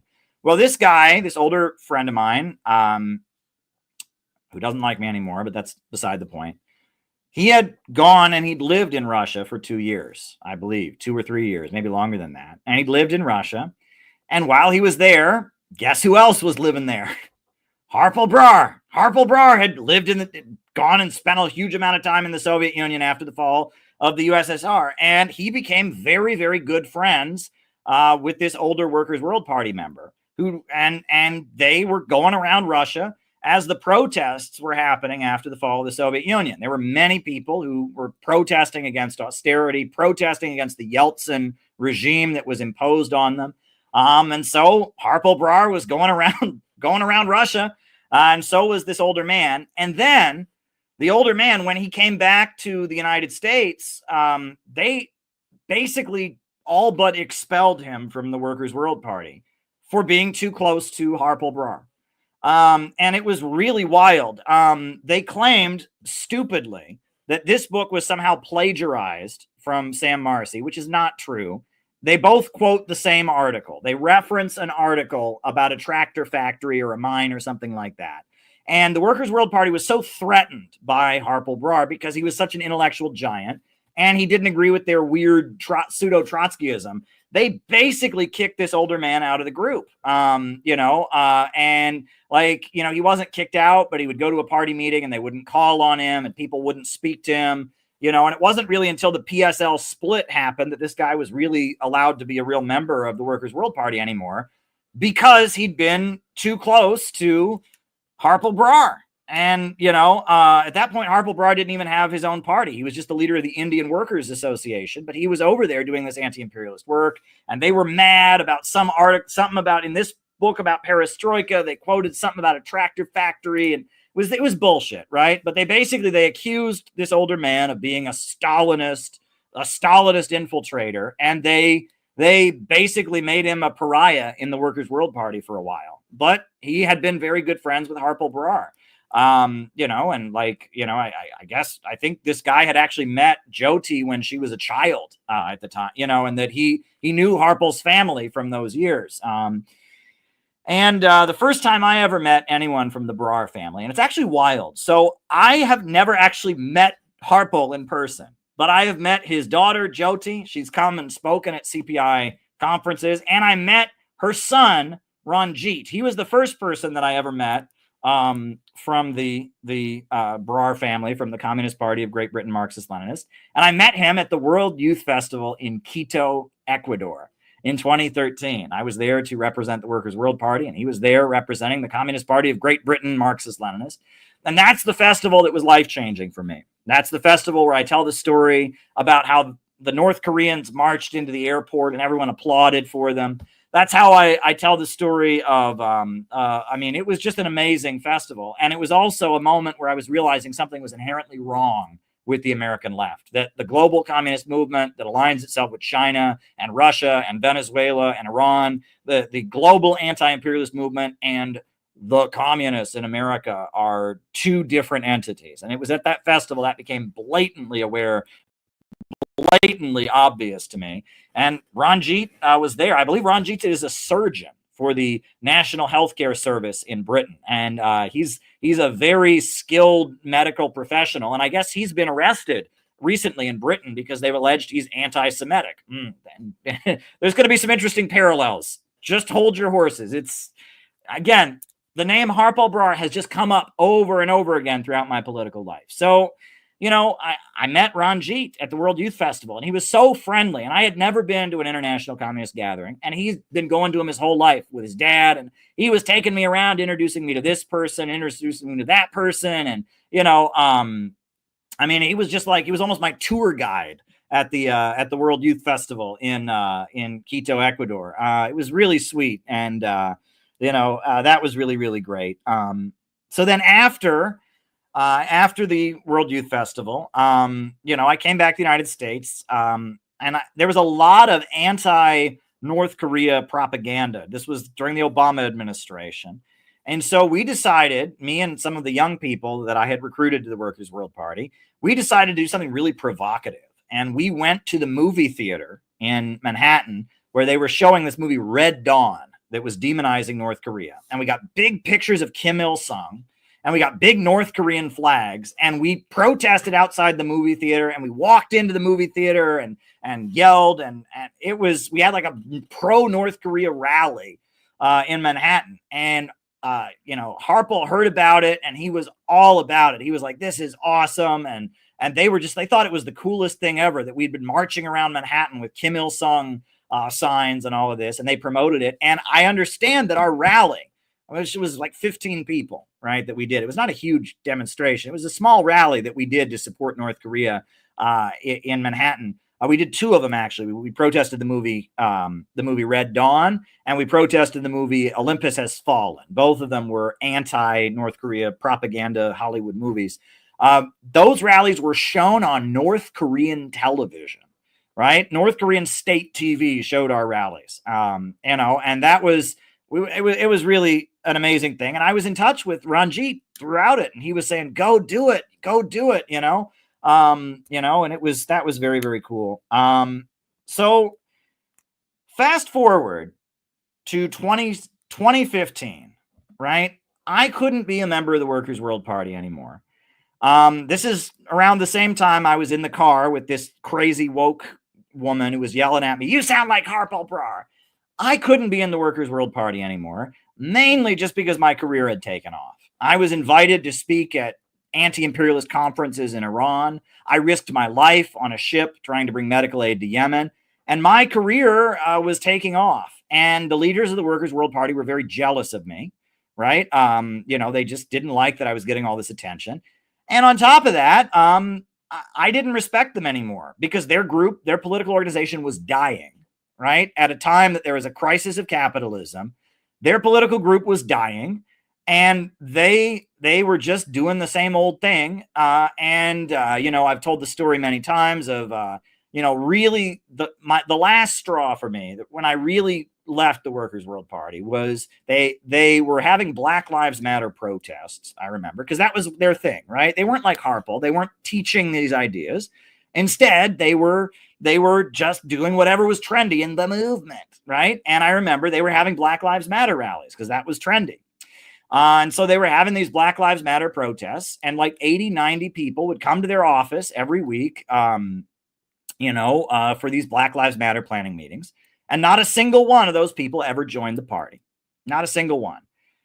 And I mean, I knew why that was, but they had this internal meeting about why is it that we haven't recruited any of these people. And they demanded that I go to the meeting. And at this point, I had kind of stopped participating in party stuff because I just didn't want to, I just didn't want to fight with them anymore. I was just, anytime I would go to the party office, I would feel sick to my stomach because I was just so angry with them for not taking their job seriously.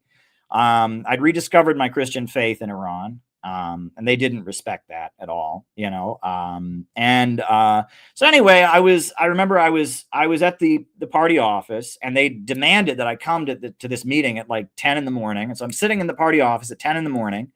And they're saying, 80 young people come to our office every week to plan these Black Lives Matter protests. Not a single one of them has ever joined the party. Why? Why have none of them joined the party? And then, I kid you not, they pointed at me, the leader of the group. I'm not going to say his name. I'm trying to be better about that. He points at me and he says, "Caleb, you're the only young person in the room." I was like 28 at the time.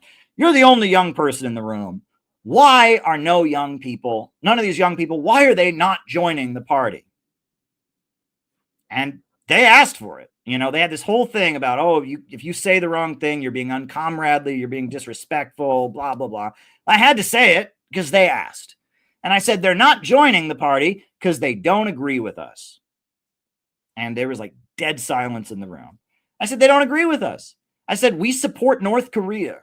We support China. We support Iran. These young people, they don't agree with our political line. And if you want them to join this group, you need to convince them to adopt our political line. They're not going to join a hardline Marxist-Leninist party because they think protesting is cool. I said those words to them. I said, people don't do that, right? If they just think protesting is cool, they can join the Democrats, they can join MoveOn.org. If you want people to join this organization that is tied to North Korea, that is tied to Iran, you need to convince them of our ideas.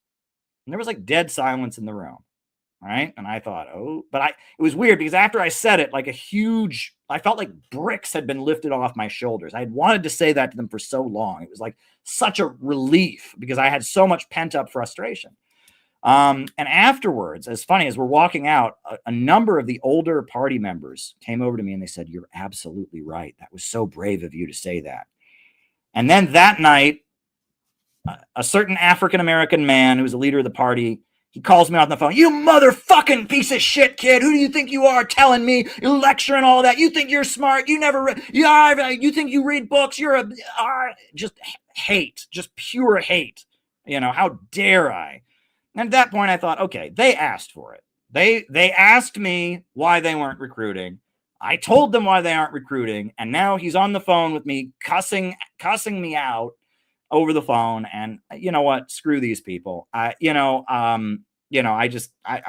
at that point, and then, so I just stopped going to party stuff. And then I wrote a couple articles they didn't agree with. And anyway, so I'm out of the Workers' World Party. I'm doing my reporting. I'm working for RT. I'm still kind of in touch with them, but they're increasingly unfriendly.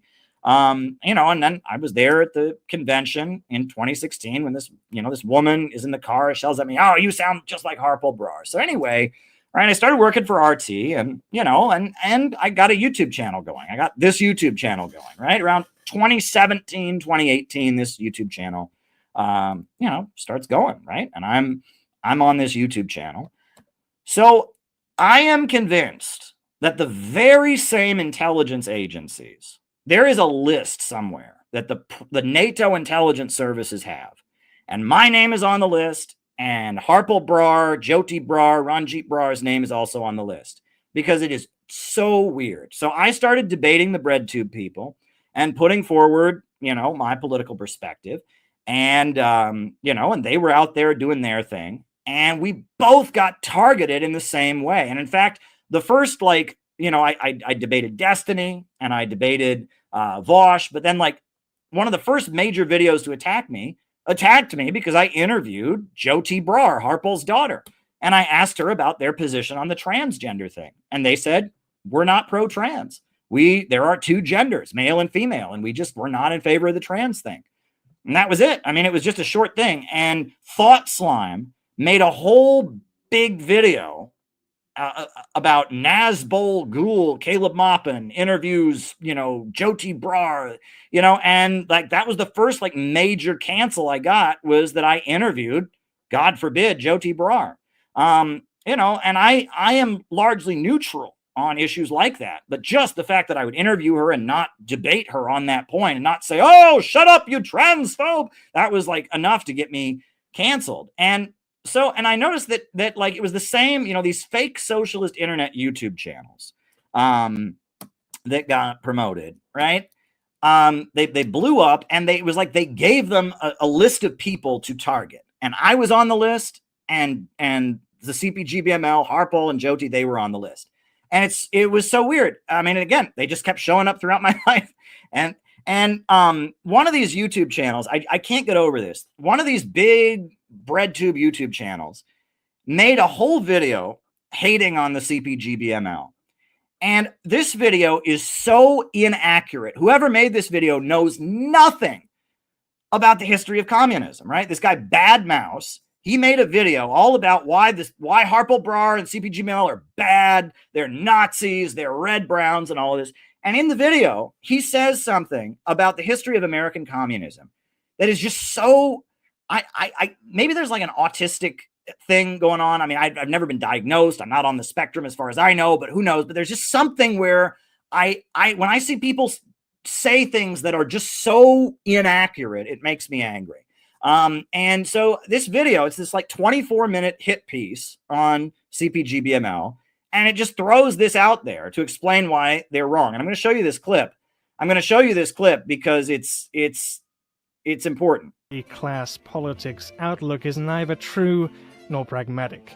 You will only ever achieve a certain amount of support, and indeed a certain demographic, on the basis of class politics alone. Why? Well, if you want a simple reason, because it's boring. Yeah, it's boring, right? That's why people join revolutionary movements, is to be entertained, right? This is so divorced from the Marxist tradition. They don't understand that revolutions are driven by people's economic conditions, right? And it's like, oh, talking about class politics is boring. Oh, it's so boring. Is that why people, you know, that's what happened in 1917. People in Russia, they wanted to be entertained, so they followed the bullshit. I mean, it's just like, it's like they're so disconnected from anything going on here, you know. The CPGBML is boring because they talk about class politics. It's just so boring. But anyway, let's get to the point. In order for people to find their liberation, they must first find actualization, fulfillment, and connection of their struggles in... No, they don't. No, they don't. Revolutions are kill or be killed situations where people are organizing because of their economic conditions. No, they're not looking for fulfillment. They're not looking for satisfaction. Like, this is so middle class bull honky. This is middle class academic bull honky, but I'm sorry, I'm not letting them get to the point. To the revolutionary movement. Despite funding their books with Mao's Little Red Book, the Black Panther Party knew that it would take their position as an oppressed nation in America to organize effectively and to help other people understand their place in the system. By comparison then, Bob Avakian goes around LARPing to crowds as the next Lenin, talking about situations that nobody cares about, and he gets booed at. Yeah, That's not true, okay? First of all, the RCP, the Revolutionary Communist Party, was not formed until 1975. The Black Panthers started in 1966. And do you know who one of their main white supporters was? Bob Avakian. And the RCP does not talk about class politics. They are doing Trump derangement syndrome. I mean, it's like, so the idea that like, oh, well, the Black Panthers were popular and the RCP is unpopular. They didn't exist at the same time, first of all. And second of all, especially starting in like the early 80s, the RCP never talks about class. In fact, they talk about racism primarily. So the idea that you're going to use the RCP as the bad example of a class-based group, and you're going to say the Black Panthers were actually popular. The RCP talks about the same issues the Black Panthers talked about, police brutality, and they didn't exist at the same time. And so I saw this and my head wanted to explode. It's like, this guy knows nothing about the history of communist politics in the United States. The RCP really didn't come into fruition as an organization until after the Black Panthers had stopped being a factor. The leader of the RCP was one of the main fundraisers and supporters for the Black Panthers. He wasn't opposed to them. You know, he's actually like, he brags in his autobiography about his friendship with them, how they even offered to let him be a secret member of the Central Committee, even though he was white. Like the RCP practically like bows at the feet of the Black Panthers. And on top of that, the RCP doesn't talk about class politics at all. They call that economism. So this guy knows nothing about what he's talking about. And he did this whole big, long screed against Harpal Brar and against the CPGBML.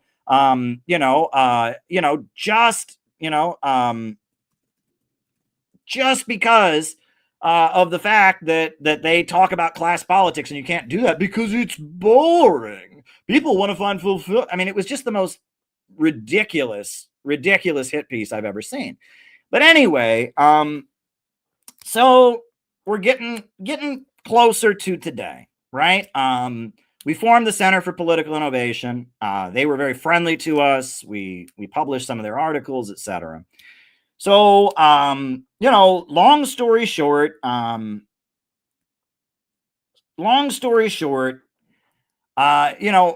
I was hit with a very nasty, vicious personal attack in 2020, which I'm not going to get into detail about. It's not worth discussing.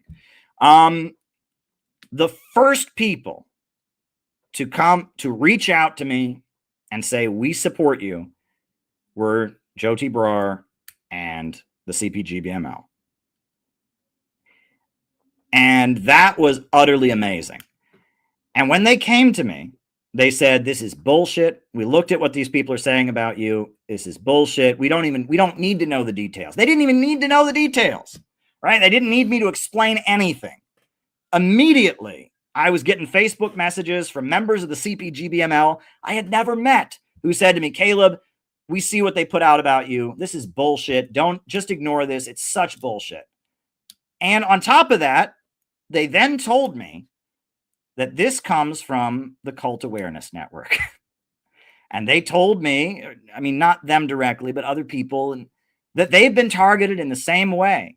And that apparently in the 70s and 80s, members of the communist groups they were around would get kidnapped by anti-cult activists. And they detected the language and they said, calling a communist group a cult, calling it a cult leader, the language they used against you, this has been used against us so many times. You don't know how many times we've dealt with people accusing us of being a cult, and they talked about Steve Hassan and the kidnappers and the deprogramming.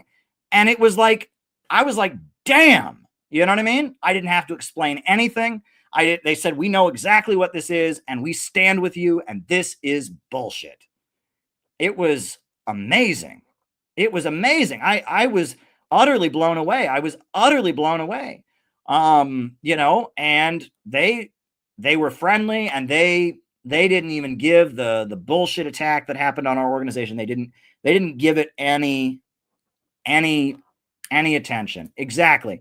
Real comrades, right? Because they've been in this fight just like we have, and they've stood with countries that are under attack, and they know how demoralizing Khrushchev's secret speech was, and they know the psychological games that the imperialists like to play, and how they love to, demonize anyone who gets into a leadership position to play a psychological game.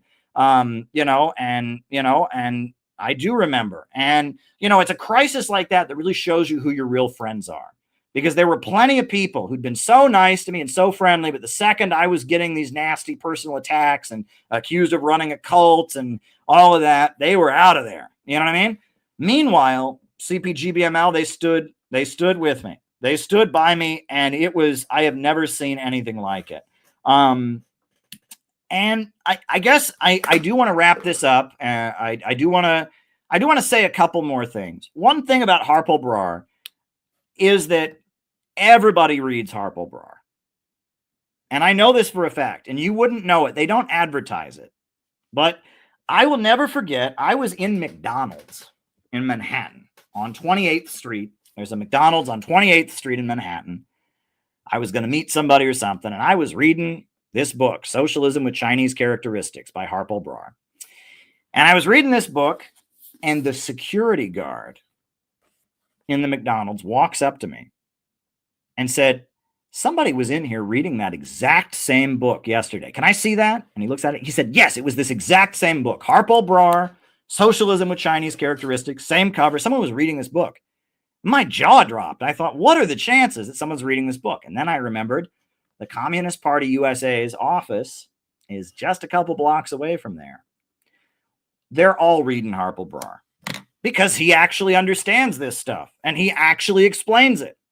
And they will talk shit against Harpal Brar. They'll talk shit against Jyoti and Ranjit. They're homophobic. They're transphobic. They're crypto nationalists. They'll say all of that, but they're all reading this stuff. Why? Because Harpal Brar understands Marxist economics. He understands anti-imperialism, and they don't. They're frauds. They're frauds. The people running the communist groups are frauds. They don't believe in anti-imperialism. That's why they don't stand with Russia in Ukraine. They don't believe in anti-imperialism. That's why they don't stand with China on the Taiwan issue. They don't understand anti-imperialism. That's why they're not defending Venezuela. They're not defending Iran. Harpal actually understands this stuff. So all the frauds, the people in the Workers' World Party who are frauds, the people in the Communist Party who are frauds, they all have to read Harpal's writing because he explains it, and they have to pretend to believe this stuff. While they're tailing the movement, trying to be trendy leftists, I want to be popular, while they're, and they're talking shit against Harpal, they're talking shit against me. They have to read this stuff because this is where you'll actually learn it. And they don't. You go to their meetings, you'll hear about the latest transgender sex worker protest. You'll hear about the anti-Trump movement. But if you listen to Harpal, you would learn about anti-imperialism. You'd learn about the struggle against imperialism. That's what was so important about it. And they're all reading his stuff. And I mean, in the back of the Workers' World Party office, they had a bunch of Harpal Brar books because they have to pretend to believe in this stuff. And Harpal Brar made it his mission to teach these ideas, not to build the movement, not to tail after whatever's trendy, not to be king of the protest cage, but to teach ideas and to stand with the countries that are under attack by imperialism. And that's why he has made such a huge contribution. And that's why I find so much commonality, because I see myself as doing the same thing. When I write books like this, I write them because I want to teach people ideas. I'm not looking for the prestige of having written a book. I'm not trying to be cool on the internet and get all the likes and shares, right? I'm trying to teach people ideas. I'm trying to get people to think. That is what I aim to do, to get people to think. To get people to think and to talk about how we could have a new world beyond imperialism, where the banks and the factories and the industries organize or operate in the interest of the people. Right? And my job is to get people to think and to get people to come together and to carry out operations to get people to think. And that's what Harpal was doing. His whole life was about that. you know, and all of them are reading Harpal Brar. The other thing is that Harpal Brar had an amazing sense of humor. He was just so funny.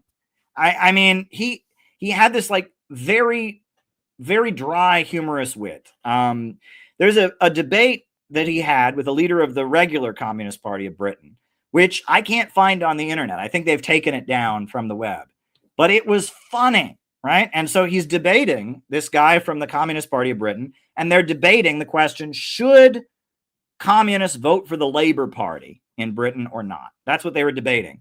And it's this older guy, the older white dude, is debating Harpal Brar, and they're debating the question, should communists vote for the Labour Party? I will never forget. It was the funniest thing I've ever seen. So this older guy says, well, we have to vote for the Labour Party because nobody votes communist. When we run candidates for office, nobody votes for us. So we just have to vote for the Labour Party because that's who people vote for. Nobody votes communist. And it gets back to Harpal. And Harpal's like, what do you mean nobody votes communist? They don't vote communist because you told them not to. And then he says, imagine that I had a flower shop. And every time somebody walked in, I said, don't shop at my flower shop. Go across the street and shop at the guy across the street's flower shop. If I did that, I'd be out of business in a week. He said, nobody votes communist because the communists tell them not to vote communist.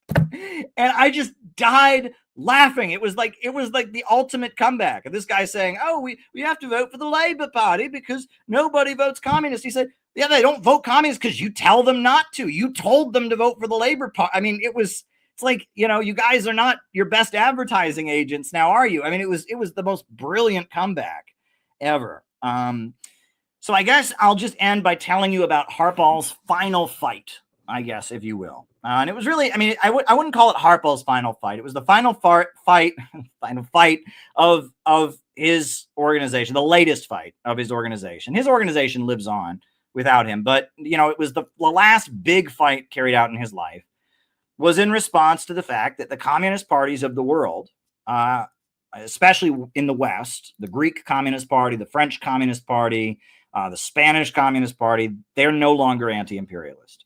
And when the war in Ukraine broke out,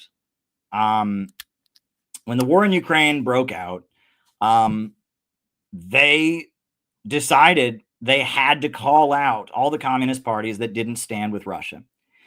And they worked with some Korean communists to form the World Anti-Imperialist Platform. And the final years of Harpal's life and the latest activities of his party has been going around the world to countries like Venezuela, to countries like Senegal, to countries like Zimbabwe, and holding conferences of communists to call out the major communist parties in the world for not being anti-imperialist any longer, and fighting for the anti-imperialist position within world communism. And that is a very heroic thing to do. And, you know, because we're living in a time where, you know, there are Marxist-Leninist-led governments like the Chinese government, like the Vietnamese government, like North Korea, like Cuba. And those governments are anti-imperialist. However, the overwhelming majority of communists in the West do not take anti-imperialist positions. They're with the USA against Russia. They're with Taiwan separatists against China. They're, you know, and Harpal Brar, he understood that it's all about opposing imperialism. That's what it's all about. From the time that he was a young college student protesting the Vietnam War to the time that, you know, he was this guy I was reading about in magazines from Canada that were poorly photocopied, to the time that, you know, that I was hanging out with his daughter and we did a 25-part podcast on this YouTube channel. It was always about opposing imperialism. That's what's important to them. And he didn't care. He stood with the Iranians, even though the Iranians are anti-communist. He stood with the Iranians. He stood with Gaddafi. and defended Gaddafi, even though Gaddafi was not a Marxist-Leninist, was an Islamic socialist. And his organization has called out the Venezuelan Communist Party because they're not anti-imperialist. The Venezuelan Communist Party has become a collaborator party. And so even though, yeah, they're officially the Communist Party, the government of Venezuela is an anti-imperialist socialist government, and they're against it. They called him out, right? Harpal stood with the Sandinistas, and Harpal Brar, he was an anti-imperialist first and foremost, and that's why the left, that's why he and I were on the same hit list, targeted by the same people, is because what's important to us is anti-imperialism. Not being woke, not fitting in with the movement, not being a good little leftist, but being with the people of the world in their struggle against imperialism, number one. And on top of that, Harpal Brar was a teacher. He wasn't in this to be trendy and hip. He was in this to teach. He wrote books, and the intention of the books that he wrote was to get you to think, to teach you anti-imperialism, to teach you the Marxist-Leninist philosophy. That's what he was trying to do. He was trying to get you to think. He wanted you to actually learn the ideas. He didn't want to be popular. He didn't want to be hip and trendy. He knew what he believed in, and he wanted to spread those ideas as widely as he could. And he knew that what we were told about Stalin and the Soviet Union was a bunch of malarkey, so he started the Stalin Society, right? And he knew that it was important to build a global anti-imperialist movement. So he was in Russia after the fall of the Soviet Union, and he was in Libya meeting Gaddafi, and he was in Belgium at the International Communist Seminar, and he was in Canada with Michael Lucas, and wherever people were building an anti-imperialist movement, there was Harpal Brar. And that's why, even though I'm not a Marxist-Leninist anymore, I'm an innovationist. We're going in a different direction, right? I consider Harpal Brar to be a huge, huge, huge, huge influence on me. And I consider the movement that we are building here in America in these strange political times, a movement that imposes the synthetic left and their cancel culture and their woke toxicity, a movement that is anti-imperialist and opposed to the global system of monopoly capitalism. That movement that we are building, that movement has the blood and the spirit of Harpal Brar all over it. No matter what differences in direction and approach, no matter what, right? We are a movement that is against imperialism.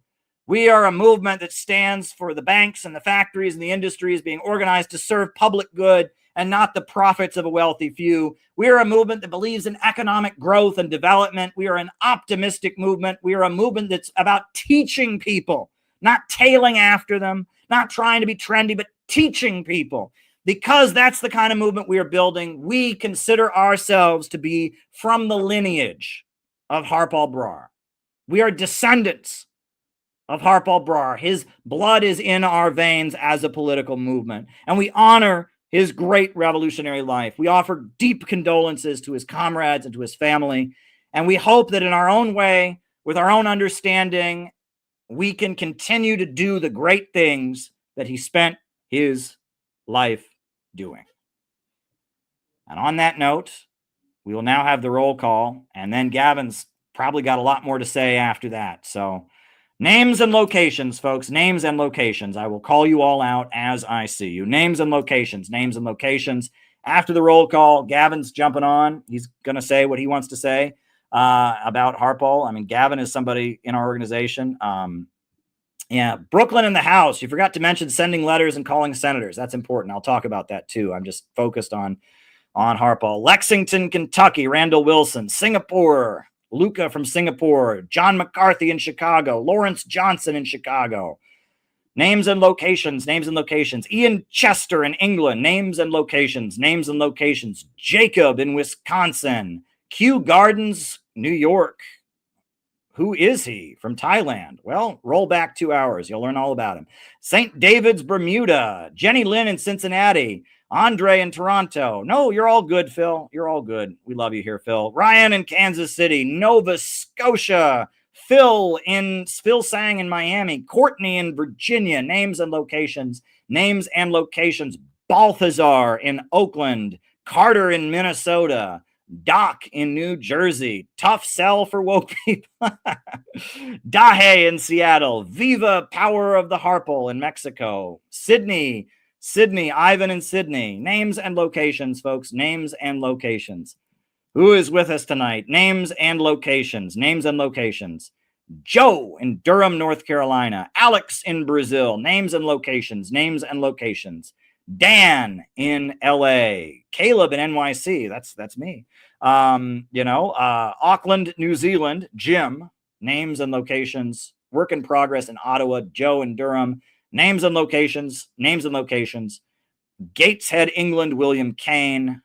Anybody else? Names and locations. Names and locations. Anybody else? Anybody else?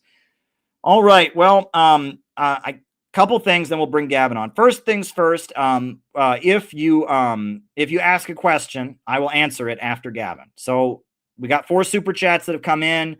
Do we have any Rumble rants? There's at least one Rumble rant. Yeah, well, there's one Rumble rant that has come in. So if you got, it's from Hempcar. If you got any super chats or Rumble rants, please support this channel. Please send super chats, Rumble rants to get me talking in the second half of the show. Also, as Phil said, I am headed to DC for Tulsi Gabbard's confirmation hearings. I am going to be there the day that her confirmation hearings start. If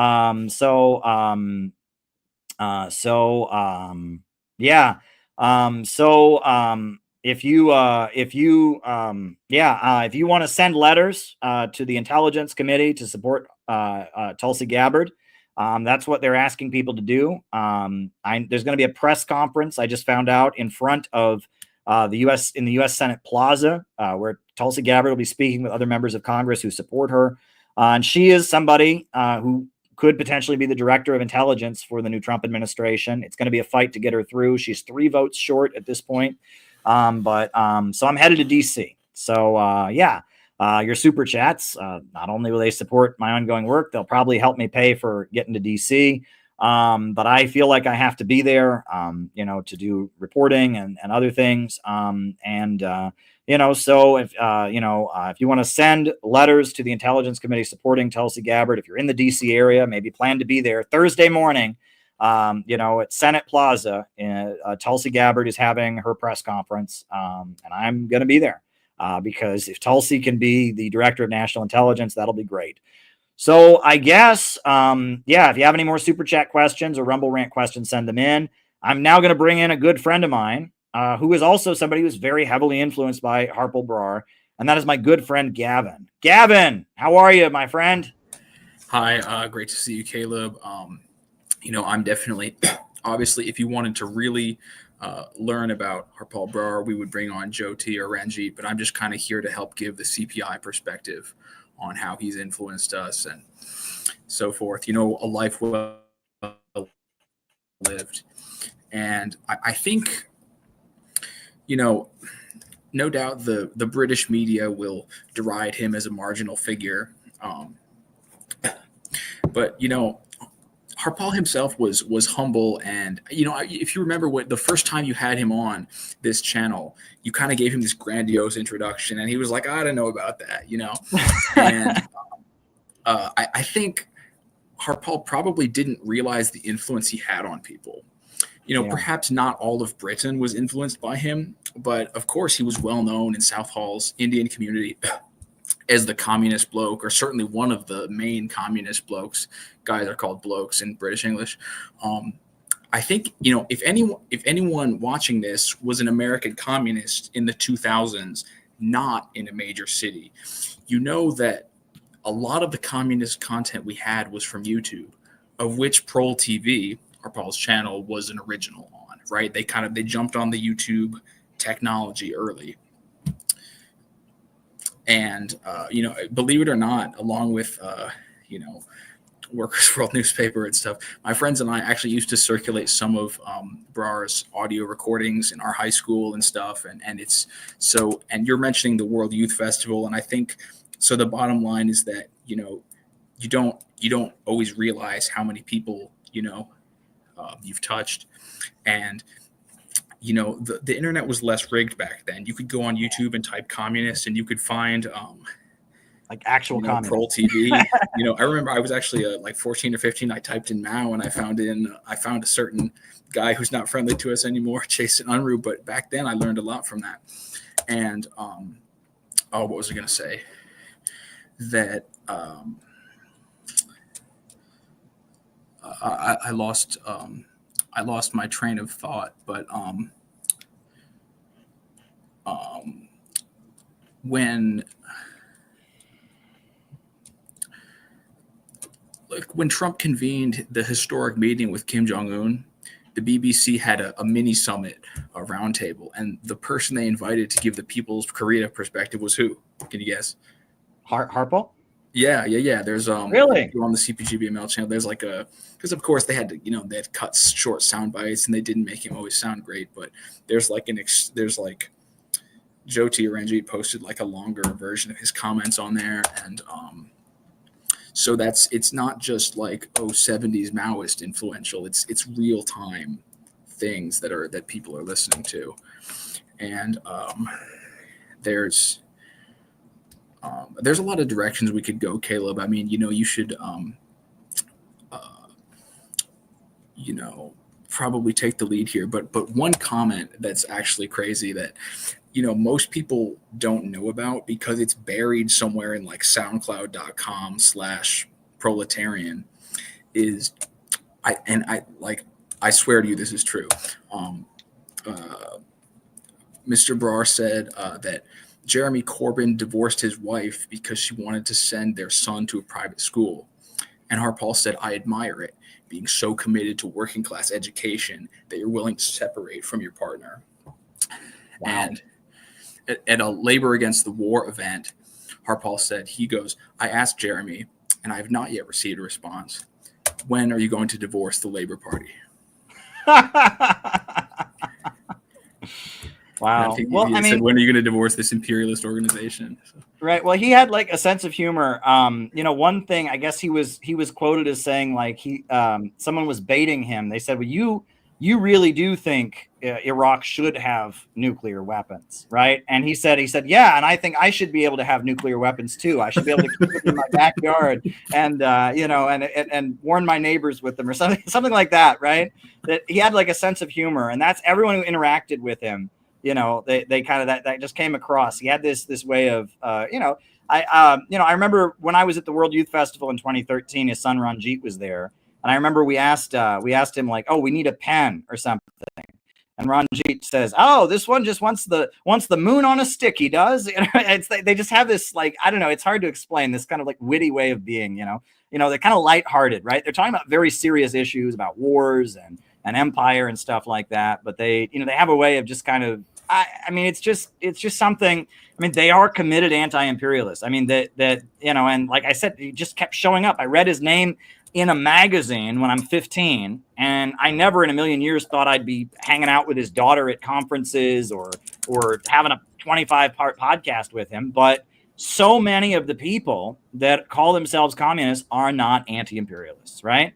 And, I mean, one thing, and I didn't want to get into inside baseball too much, but he comes out of the anti-revisionist school, right? But anti-revisionism, like Maoism, right, has switched into they started talking about Soviet social imperialism and the Maoists of the Philippines are anti-China terrorists at this point, and it's so many of these anti-revisionists, they also became pro-imperial. It's just for him, there was this understanding that we are opposed to imperialism, and that was just central in everything, right? And that I would say 95% of communists living in the West don't feel that way. There's always it's about something else, right? And that was just that's a principle that he and I both stood on, right? And I've gone my own way and we've done our own thing and all of that, but we stand on that principle. And I think the solidarity that they've shown with our organization is based on the fact that we share that principle and that we're sincere. We're committed to political education, right? Because if you really believe these ideas, you'll teach them, right? But if you don't really believe these ideas, if you're just trying to be trendy, why teach, right? And he was a teacher. That's what, Harpal Brar was. He was a teacher. He was trying to get people to understand these ideas. So, yeah. Is there anything else that stood out in my remarks, maybe that rang a few bells? We've run in the same political circles over the years. Libya was a big deal for both of us. And, so maybe you mentioned one time you said that Kashama Sawant was like AOC, but she means it. And I think Harpal Brar was like one of these leftist movement leaders, but he meant it. You know what I'm saying? Okay, that's a good way of putting it. But I don't even put him in the same category as like leftist movement leaders because, and that's the thing is like, and that was the weird thing. We were on the same hit list, right? The same, like when BreadTube came for me, they came for Jyoti, they came for them. It was like, you know, we are both legit anti-imperialists, and BreadTube, as we now know, was a deep state operation. And it was designed to make sure that none of the young Bernie-crats or Corbynists became anti-imperialist, right? So it was like, make us the bad example, right? And they were the bad example in the UK, and I was the bad example in America. What's interesting is that I think, you know, you might have said like Workers' World or PSL would have been on the same list, and they kind of were, but then they capitulated, right? Harpal didn't, right? He didn't capitulate, and neither did we, right? You know, Harpal, he said Trump was the better candidate in 2016, right? And Jyoti, I remember she spoke about it, and she gave a similar talk, when she came to our conference. She said, look, you know, it's better to have, a candidate who's not trusted by the major imperialist institutions, you know, and they didn't back down from it. And then they've taken their very solid stance on the trans thing, and they said, look, and that is the position of most communist parties in the world. Yes, right? And the position of most British people. Yeah, and they're just like, no, we're just not gonna go along with this. This is what we think, and that's that. And and they just have this bravery, this willingness to just take a stand, and that they know what they're for, they know what they're against. They haven't gotten caught up in all this movementist bullshit, Yeah, and, they're not willing to say that 2 + 2 is 5. Yeah, and so many have bent the knee. You know, it's years ago, like. There's this video from Prol TV that's like Gaddafi tribute in London, right? I'm sure you've probably seen that, right? No. Okay. It's Harpal's speech. Yeah, I saw that. Yeah. Yeah. And there's one that's like unlisted that has even more people. It has like Lizzie Phelan, who you remember used to work for RT and stuff. Yeah. And there's a lot of really good stuff in there. And prior to seeing that, I kind of thought like, Gaddafi and Libya, it's this system that I admire that nobody else gets. And then Marxists are these people who have this one like way that they don't defend anything else. But then here was like, okay, Marxists like are actually acknowledging other anti-imperialists. And we're so like, we don't have that in the USA. You know what I mean? It's like, Marxism is just an academic thing. And that was an interesting, like, they didn't like, Harpal didn't drop the good parts of academia, like being serious about rigorous research. You know what I mean? But like, there's this Marxism is just a silly club in the USA. Right. Well, what I thought was, I remember that speech, and what Harpal said is that in one of the like obituaries for Gaddafi or pieces for Gaddafi in like the mainstream press, they said Gaddafi was this brutal dictator who impoverished his people. And Harpal said like, and he just started reciting economic statistics about how, in Libya, they had wiped out illiteracy. They built he raised so many people out of poverty. They had a $20,000 marriage bonus for every family that got married. And, he said only the most willfully ignorant person could say that. Right. There's just like, that imperialism just depends on these lies. Right. And that for me, and this was always the thing that I couldn't understand. Right. For me, becoming a communist, from where I grew up, you had to know the facts. You had to do all kinds of research because everything you were being told was that communism is evil. And so I could never understand all these dumb communists. I mean, these, dumb fuck baby boomers who just protesting's cool, man. Get with the movement. Like, how can you become a communist in America and not have read a million books about why, you know what I'm saying? But I would meet these people and, certain names. I'm trying not to say names on here. I think I've done a good job with that so far. Right. But I would meet these people and it was just like, there was one woman in New York City in particular, as I got to know her, that like she became a communist because she wanted to, be the devil, basically. Right. She wanted to be bad. And that was when I realized there was a big problem. I became a communist because I wanted to be good. I wanted people to have health care and jobs. I wanted to love my neighbor as myself. And this woman that I knew, she became a communist because she believed communists were bad and she just wanted to be bad, right? When she was a teenager, she'd seen people running around with the enemy's flag, the Vietnamese flag, and she enjoyed lying to people. She enjoyed deceiving people. And she really did kind of believe that all these governments she supposedly supported were bad, and she wanted to be bad also. And I'm just like, that's such a messed up way of being. Like, You know, and that I mean, it just never occurred to me that someone would want to become a communist, but not have done all kinds of research and understand the same economic facts that I understood, right? You know, and it is that satanic aesthetic that kind of hangs over communism in American culture. And that's why all the woke people, they all love hammers and sickles, and they all love red flags, but they all hate Stalin, and they all hate Gaddafi, and they all hate anti-imperialism. They're just attracted to Satanism. Yeah, they love poverty and ignorance, the main enemies of communism. Yeah, the hammer and sickle, because you know the sickle could be interpreted as like, you know, it could be shot, it could cut somebody. It's like the hammer. You know, they love like anything that makes them think of violence. Yeah, it's like they're attracted to this kind of like satanic spirit of rebellion and being offending people, being against anything, and they're not at all. For me, it was, I saw what I was being told about communism, what everybody knew, and I learned very quickly that was false. And the way people just kept trying to believe it, even though it was false, because they were so scared to go against what everybody knows. That's what attracted me to this, right? And, you know, I visited Ecuador when I was a kid, and I saw, you know, the starving people there. And I was, you know, I was first in Ecuador, you know, with my dad in like 1999, and I saw the starvation there, and I learned about the Iraq War and the lies, and I became an anti-imperialist, right? And that, for me, that's what it's about. And for Lenin, that's what it's about. If you actually read Lenin, Imperialism, the Highest Stage of Capitalism, Imperialism and the Split in Socialism, you'll understand that it's about opposing imperialism, right? And that's the issue. And he understood that, and he never gave that up. You know, I used to joke, I think we joked that you and I, that they were the IFB communists, right? The Independent Fundamental Baptists, right? Because IFB pastors, they'll hold up the Bible and they'll be like, have you read the Bible? Well, you need to read it again. And then you need to read it again. And I remember Jyoti was at our conference. She said, have you read Marx and Lenin? Well, you need to read it again. You need to read it again. Well, they actually read that stuff. Amen.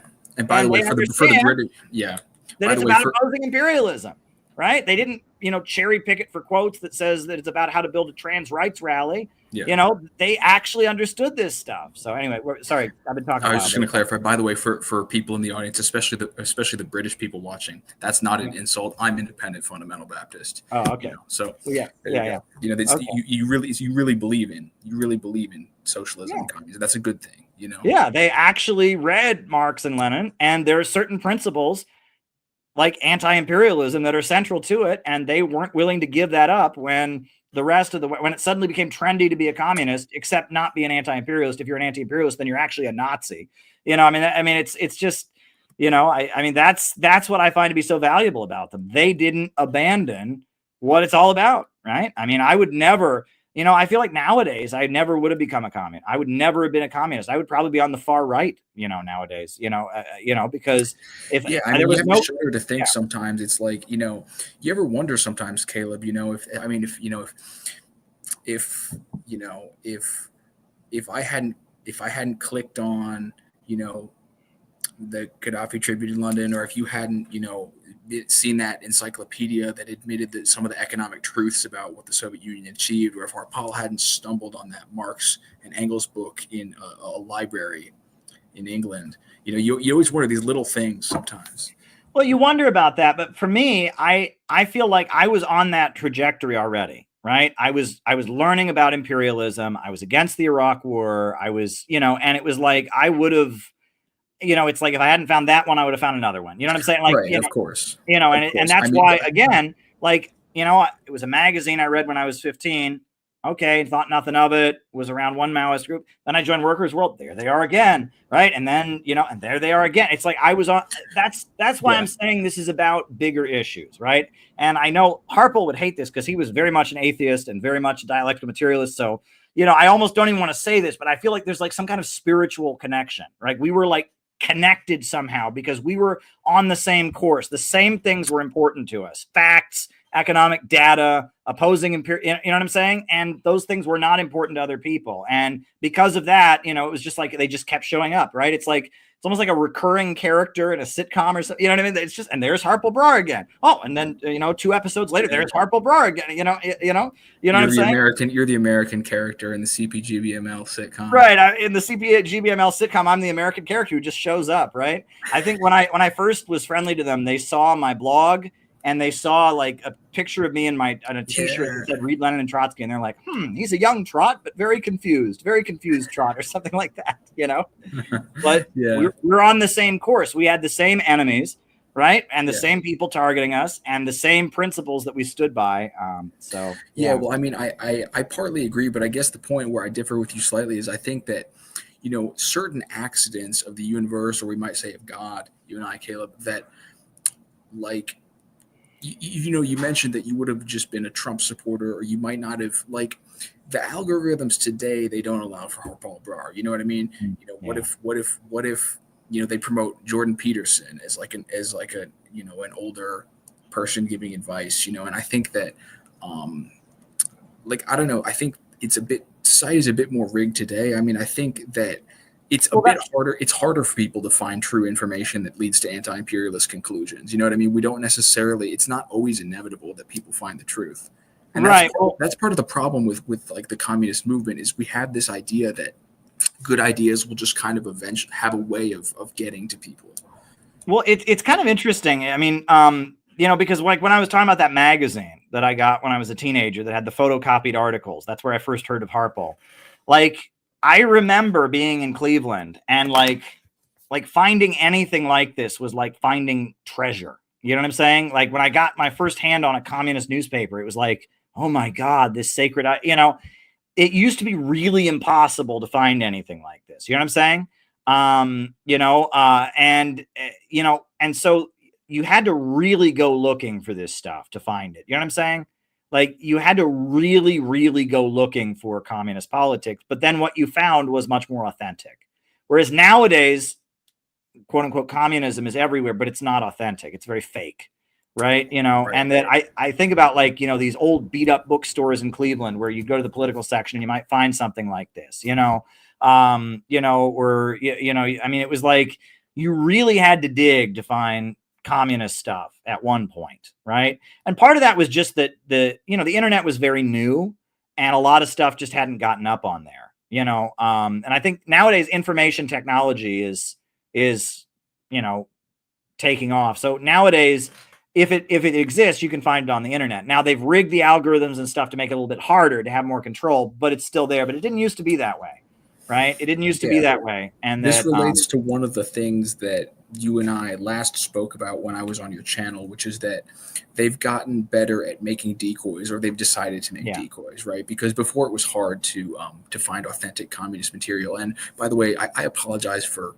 you know, maybe laughing a little bit dismissively about passing out Workers' World newspaper to my friends, because you know what, they were saying good stuff back then. Well, right. But I was going to say that, like, but now, you know, obviously the ruling class and its controlled media has realized that it's more effective to, like, to be like, okay, people are going to look for radical stuff. Let's make some fakes, rather than to, like, totally suppress it. Right. I mean, it's like control. It's like, okay, well, there's going to have to be some communists out there. Let's make sure that they're ones who don't, you know, lead people in the. I mean, Josie actually talked about this on, like, a fairly recent video of theirs where they're talking about, like, Trotskyism, and there's that guy Alex who used to be a Trot, and how, I mean, it's just like one of the ways that you know someone is for real is like. Is this? I mean, the fact that they, I mean, you know, the Trotskyists have, like, the IMT has rebranded with the communist aesthetic and hammer and sickle. Yeah. And in Britain, they chose a website and URL that looks very similar to the communists.org. Yeah. And it's gone to such crazy extents. I mean, when Ranjit got arrested, apparently, like the British media, they made a fake Ranjit. There's, like, Dr. Rahul is like a young, Jody said this on a stream. Like, there's like Dr. Rahul is like he's like an Asian doctor, communist, who was, like, arrested. But unlike Ranjit, who was, like, detained and stuff, this guy was, like, pretty quickly let go. But they just happened to be live streamed when he was arrested, and it's pretty obvious that they wanted people who were searching for Ranjit's story to find this other guy. You know, it's absolutely insane the depths to which they make, like, decoys of real anti-imperialists. And that's why we have to build a real group, right? We can't play the internet game anymore. It's rigged, right? And there are certain people, you know, who are very similar in our spheres that, you know, I think we know who I'm talking about, you know, and 100%. They really hate the Trotskyists, right? They hate Trotskyists, even though they've never read any book on Trotsky, and people have super chatted them and asked them about Lenin's theory of imperialism, and they'll have to just get back to you on it because they don't know anything, but they've got 100 million followers and they're the voice, not Caleb. You know, I mean, this is, it's obvious what's going on here. We can't win the internet. We have to just build a real group. You know what I mean? We have to build a real organization. There's no alternative, right? We have to do the work, right? And we did the work. I mean, and what we did in DC was amazing. And we're going to have our convention this summer in Chicago in July, and it's going to be amazing. And we're going to get 400 people there. And I'm excited because there's no shortcuts, right? You just have to do the work, right? And that we are up against a dying system, and we just have to do the work. But yeah, I mean, and I will say one thing about Ranjit's arrest. What bothered me, it's very similar to the Uhuru case, the lack of solidarity. You know what I'm saying? That scares me, right? You know, and that is like, that right there is why you shouldn't be a leftist anymore. Because there was a feeling that, oh, well, maybe so-and-so is a Trotskyist, maybe so-and-so doesn't agree with you. But, when the state comes for one of us, we'll all have each other's back. Not anymore. Not anymore. Nowadays, if they wanted to execute Mumia, all they need to do is, put a rumor out on the internet that he's transphobic, and half the left would celebrate his execution. And when Ranjit was arrested, I mean, I immediately spoke up. So did everybody. But, almost all the socialists and communists are like, oh, he's homophobic. Oh, he's I mean, it was just, I've never seen, but it's the same with Uhuru, right? It's it's a cult. It's a cult. It's like, they wear cringe hats, so therefore they deserve to be brutally destroyed by the U.S. government. Right, and that's why the left is worthless. There is no, this whole thing about tailing the movement like the Workers' World people are doing. No. Why? Are they going to stand with you if you're under attack? They can't even stand with the Uhuru movement. These are the people that it's all about. We love black people, Black Lives Matter and all that. And then a group of black revolutionaries gets their home raided by the FBI, and they can't even stand with them. The left is worthless. You gain nothing by being part of the left at this point. The left is just one of the main tools of imperialism, right? And at this point, they're making it blatantly obvious. They think Trump may hurt U.S. imperialism, and so they're organizing against him. And these leftists, it doesn't bother them at all. It doesn't occur to them that you know what I'm saying. So you can't be part of the left if they can't stand with Ranjit when he gets arrested for handing out a pamphlet opposing Israel, when that's one of the main causes they're supposed to support. If they can't stand with the Uhuru movement when the FBI raids their homes, why should we continue? They are the enemy, right? At this point, right? When Tucker Carlson is more supportive of the Uhuru movement than any communist group, at that point you have to say, what's the point? There was a time, ladies and gentlemen, when the capital C communist label, meant you were good, you were anti-imperialist, you were part of a certain worldwide brand. That we're so far removed from that. It's not the 1940s anymore. No, it's not. And the world is changing. But and Harpal Brar, he kept the best. You know what I mean? He kept, and I will say, and this is where it's kind of interesting. In Russia now, Stalin is wildly popular, and Lenin is not so popular. Communists like Lenin, but non-communists don't really like Lenin. In a weird way, I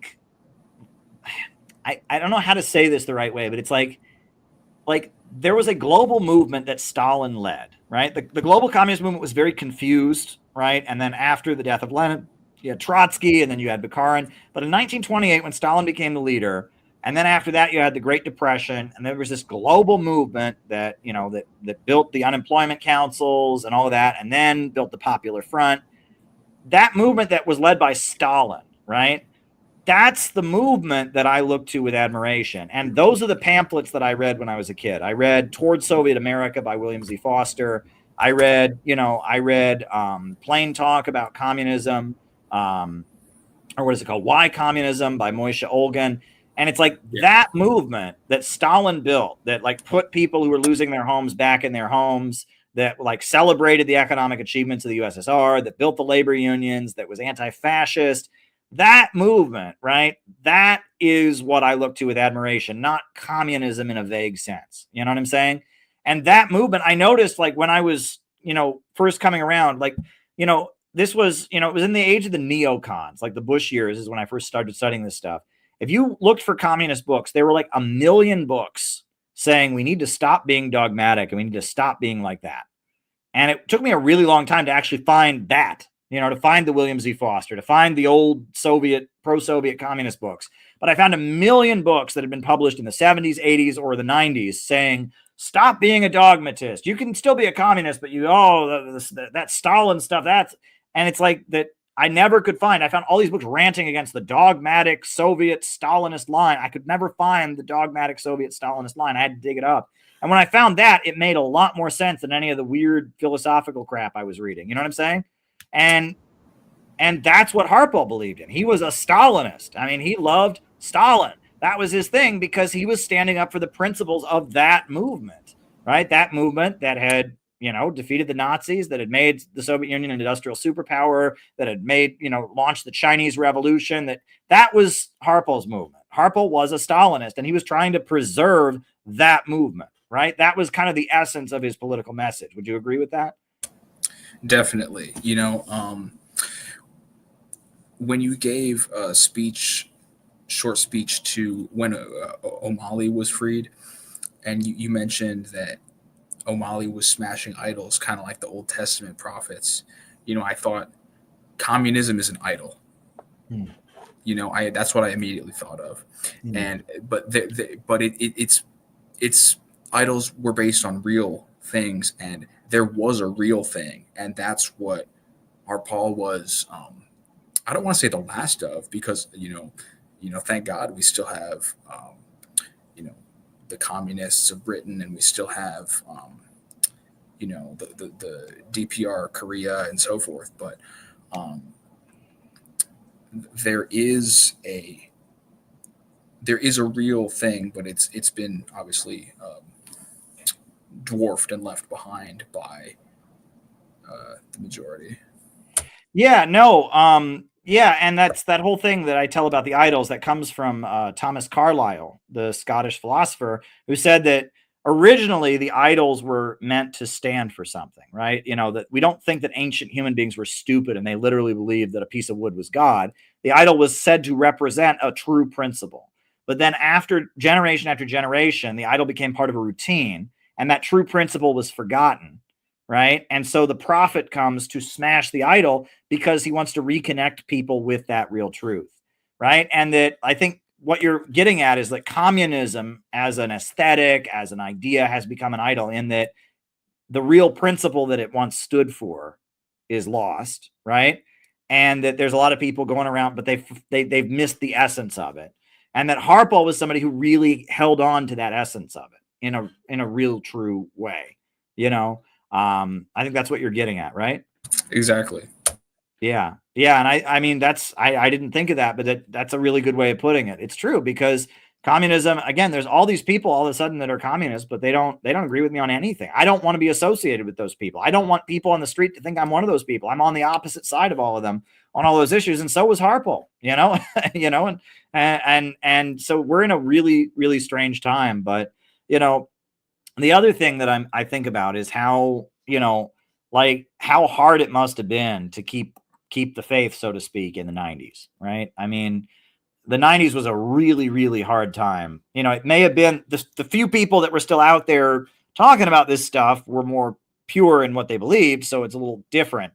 But it was still like really, like I told you, I mean, the Communist Party, I mean, I went to their office, you know, when I was like with my mom, the first time I ever went to New York City, or the second time I'd ever been to New York City. And, you know, and like their office, it was like a building full of boxes, you know, like there was nothing there. You know what I'm saying? It was just, you know, it was a building full of like old books in boxes and like two old ladies sitting at a desk, two like grumpy old New York ladies, you know, and I walked in and they're like, this is the Communist Party. Yeah. What do you want? You know, and it's just like a stack of boxes, you know what I'm saying? And I said, well, I'm interested in some of your books. Well, here's the catalog. Here, look at that. You know, it was like it was like there was nothing there, nothing to see, right? It was just a building, right? It was an address, you know, I mean, communism was not a thing, you know, and so the people that were still around were pure, but they had seen decades of defeat. That's a conversation I had with Jyoti, because there was somebody who came to our conference, the CPI conference we did in Oregon, an older guy, And he walked up to me and he said, it's really nice what you're trying to do here, kid, or something like that. And then he left, and it's like, I'm 37. I'm not a kid exactly, but it was kind of like he appreciated our sincerity, but it was just like, it's over. And Jyoti said, yeah, he's a movement guy. And if you're just a movement guy, you've just seen decade after decade of things going to hell. You know what I'm saying? And you just are demoralized. You know what I'm saying? You're just demoralized. And that, yeah, I mean, it must have been a really, really hard time. And I think about the 90s and the political movements and all of that. And, and how the communist groups, there were a million of these weird little sects fighting each other. And that's the weird thing. Now there's all these people that are like vaguely interested in communism. There used to be a million tiny little Trotskyist groups, and they're all gone. I don't see them anymore. It's like there's, it used to be you went to an anti-war rally and there were like 50 tiny trot groups trying to sell you their paper and fighting with each other and stuff. You don't see that anymore. It's weird. Communism is like suddenly a cool thing to be interested in if you're a woke teenager, but communist groups, there's very few left. I mean, selling a paper that has a leader and it's in black, that would be cringe and cultish, and you know what I mean? That's all the stuff we've been programmed to be against. This is fighting for our attention, and it's an anti-communist tool, obviously. Yeah. Yeah, there you go. But yeah, it used to be, in New York City, there was a million, like, and I will say also that one thing I do give the Communist Party USA credit for, even though it deteriorated very quickly, there was a layer of people in New York City. I guess apparently, the Munsters, there's an old TV show called The Munsters, and Grandpa Munster, the guy who played him, he had a radio show on WBAI in the 90s, and he was a communist. And it was a call-in radio show. And, he was just this old Jewish guy from New York City who talked like this and fight for the workers against the capitalists and the workers and exploitation. We're against the wars, we're fighting for the proletariat. It was just, people used to joke that it's not even a joke. It's almost true. Like Bernie Sanders is almost playing a character. People joke that there used to be a Bernie Sanders in every diner in New York City. There'd be an old guy who talked like this and was fighting for workers against the corporations that have too much money and power. He's your communist grandpa, man. Ever since then, every Hollywood movie portrays communists as having New York accents. Right. And it's like, it was like, these people weren't in the Communist Party USA, but the Communist Party USA was such a big deal from like the 1930s to the 1950s when the FBI destroyed it, that it like influenced a bunch of people. And when they became like 70, 80-year-old men, they still had this like vaguely populist, vaguely anti-imperialist worldview. Maybe they didn't defend Stalin or whatever, but they were very suspicious of any war. If someone started talking against communism, they'd be like, whoa, hold up. I don't like the sound of this. That doesn't sound right. I'm more against the capitalists. It was like they had like communist instincts. You know what I'm saying? There was a layer of people like that, right? And that they'd grown up in Brooklyn, they'd grown up in the Bronx or Harlem, and they just, communism was just kind of in their blood. You know what I'm saying? Like, yeah. And those people have kind of died off. And I think that's probably the biggest blow to anti-imperialism is now you can be a communist and you don't have to argue with those people, because even though a lot of those people were kind of like weirdly liberal and stuff, they still had this, they knew the real thing. And if you started they didn't always articulate it, but they would have supported the Uhuru movement. Every last one of these old people would have supported the Uhuru movement. If you said to them that the FBI just arrested a group of black socialists for allegedly being Russian agents, they would have said, what? What do they think they're doing? I'm going to call my congressman right now. They can't be doing that. They would have just immediately supported them no matter what. You know what I'm saying? It's strange. We're in unsettled territory, right? We're pioneers, right? We're innovators in the political scene, right? You're an independent fundamental Baptist. I go to Mooney Church every Sunday. Am I allowed to say that? I guess I go to Unification Church every Sunday. We're in a strange political terrain, right? Where everything is weird. We just had a rally to support Donald Trump we're in strange political terrain, but it doesn't matter because we are anti-imperialists, right? And we know that the main threat is this system of globalism, imperialism. And we know that growth is good, and we know that the road to growth is not the free market, right? We know that working families need to be provided for, and that jobs, healthcare, and schools are something that everyone should have an opportunity to. We know the FBI is no good. We know that the Pentagon's wars are based on lies. and these are things that we're going to hold on to. And if you want to call it left or right or red or brown or green or purple, no matter what, you and I, we believe in this stuff. You know what I'm saying? And we're not backing down. That's where I'm at. John McCarthy is recommending we play the Song of the Old Communists. Let's go, John. Okay, so is there anything you want to say before you go, Gavin? And then I'll put on the Song of the Old Communists, and then I'll start answering people's questions. No, just rest in peace, Harpal Brar. A life well lived. Inqilab Zindabad. Yeah. What's that last thing you said? Something like "Long live the revolution" in Sanskrit or something. It's the title of one of his books. Oh, okay. Well, very good. All right. So thank you, Gavin. It's always good to talk to you. You're a dedicated, loyal member of our organization. I'm looking forward to working with you to build our convention in Chicago this summer. So very good. All right. Dare to struggle, dare to win. So let's find the Song of the Old Communist, and we'll put that on because that is a really important song, which you could interpret this song to be anti-communist or pro-communist. It's just kind of about this generation that Gavin was talking about, and it's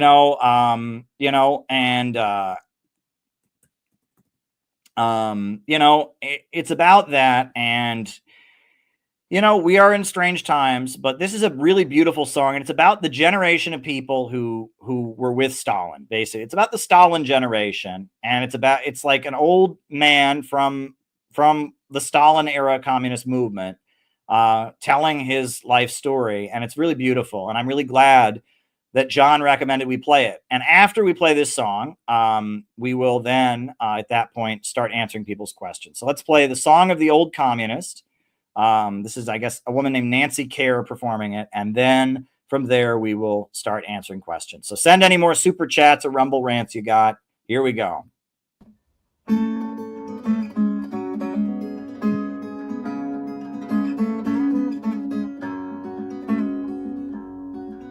He was one of those dogged old men who live in the past, telling stories you don't want to know about how it was then. The hunger, the hardship, the hopes and the struggles of so long ago.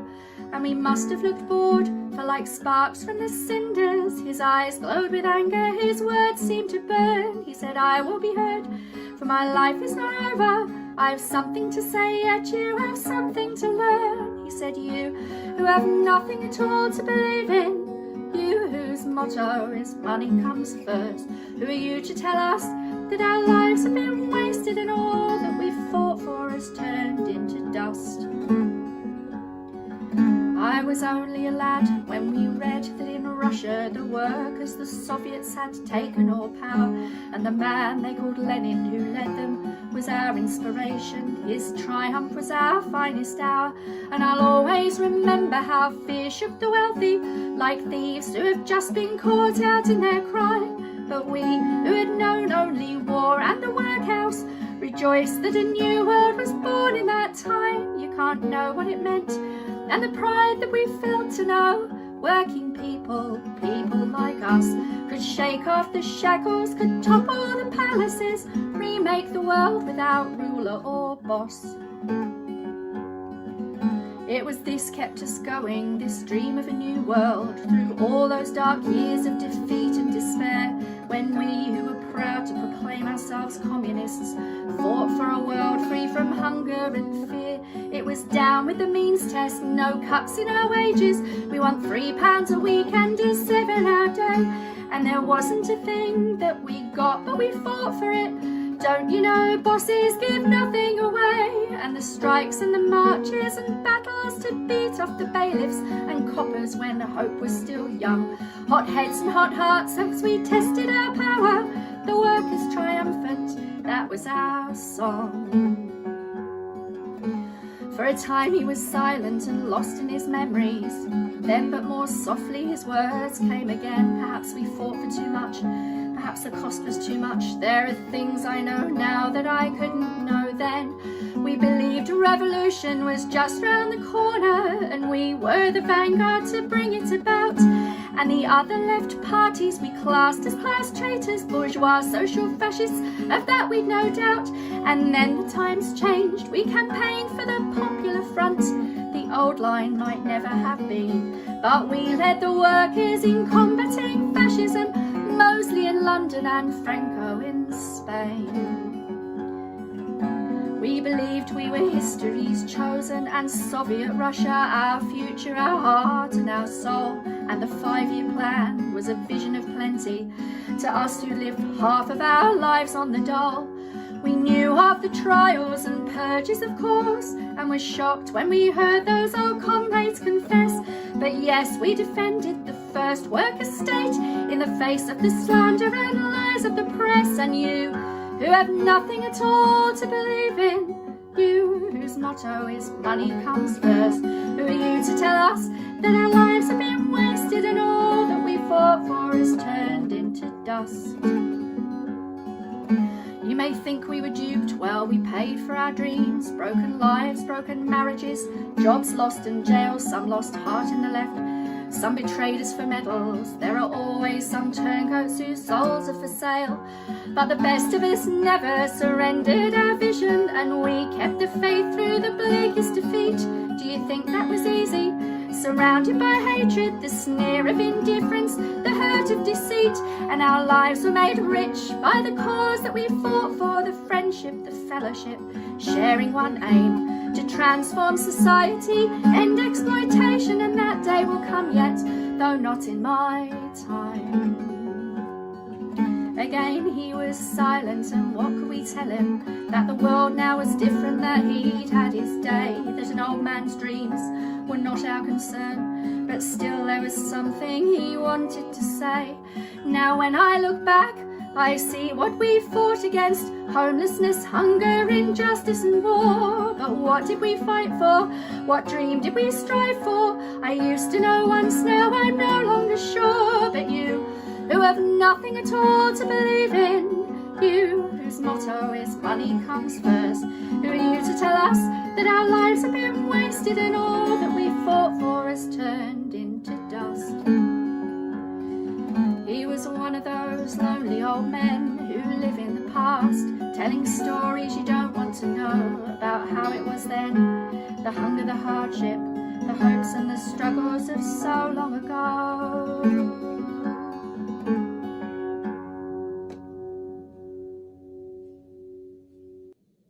All right, now I'm going to start answering questions. So Rumble rants first. We only have one.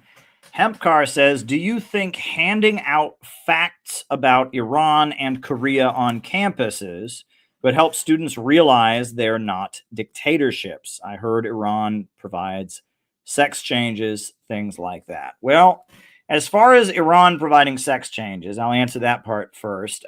They do. Iran is a lot like Cuba in a lot of ways, in that the government trains a lot of people to be doctors, and often those government-trained doctors can't find any work. In Cuba, they've often complained there's a lot of doctors who end up being cab drivers and things like that because they went to medical school and all of that. But, there's kind of an overabundance of doctors. Well, in Iran, it's a similar thing. The government, the anti-imperialist government has trained a lot of people to be doctors.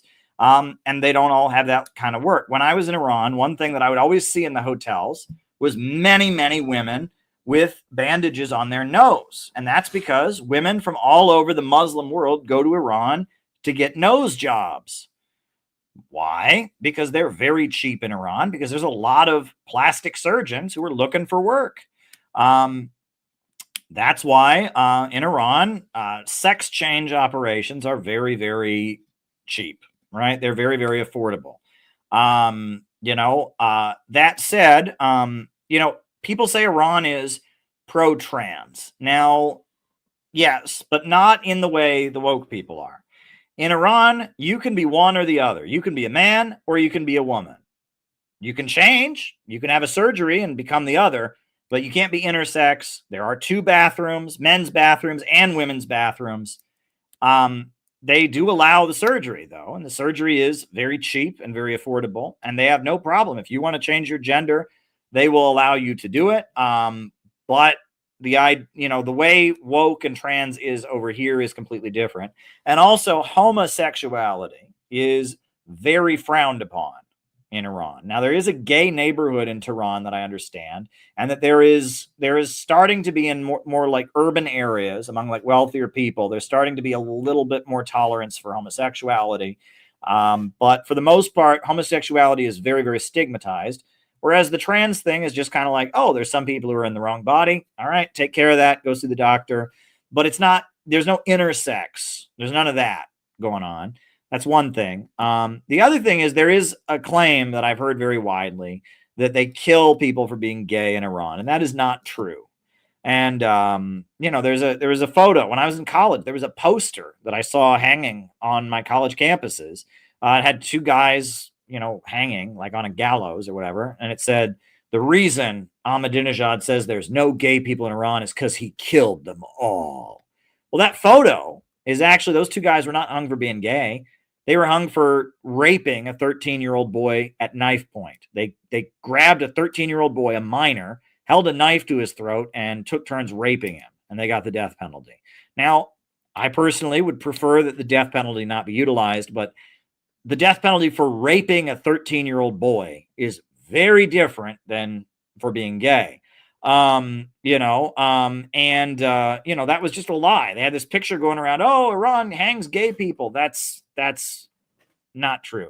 Technically, in Iran, you can get the death penalty for being gay or for cheating on your wife or having sex before marriage, but it's not implemented because there have to be 4 witnesses who actually saw penetration.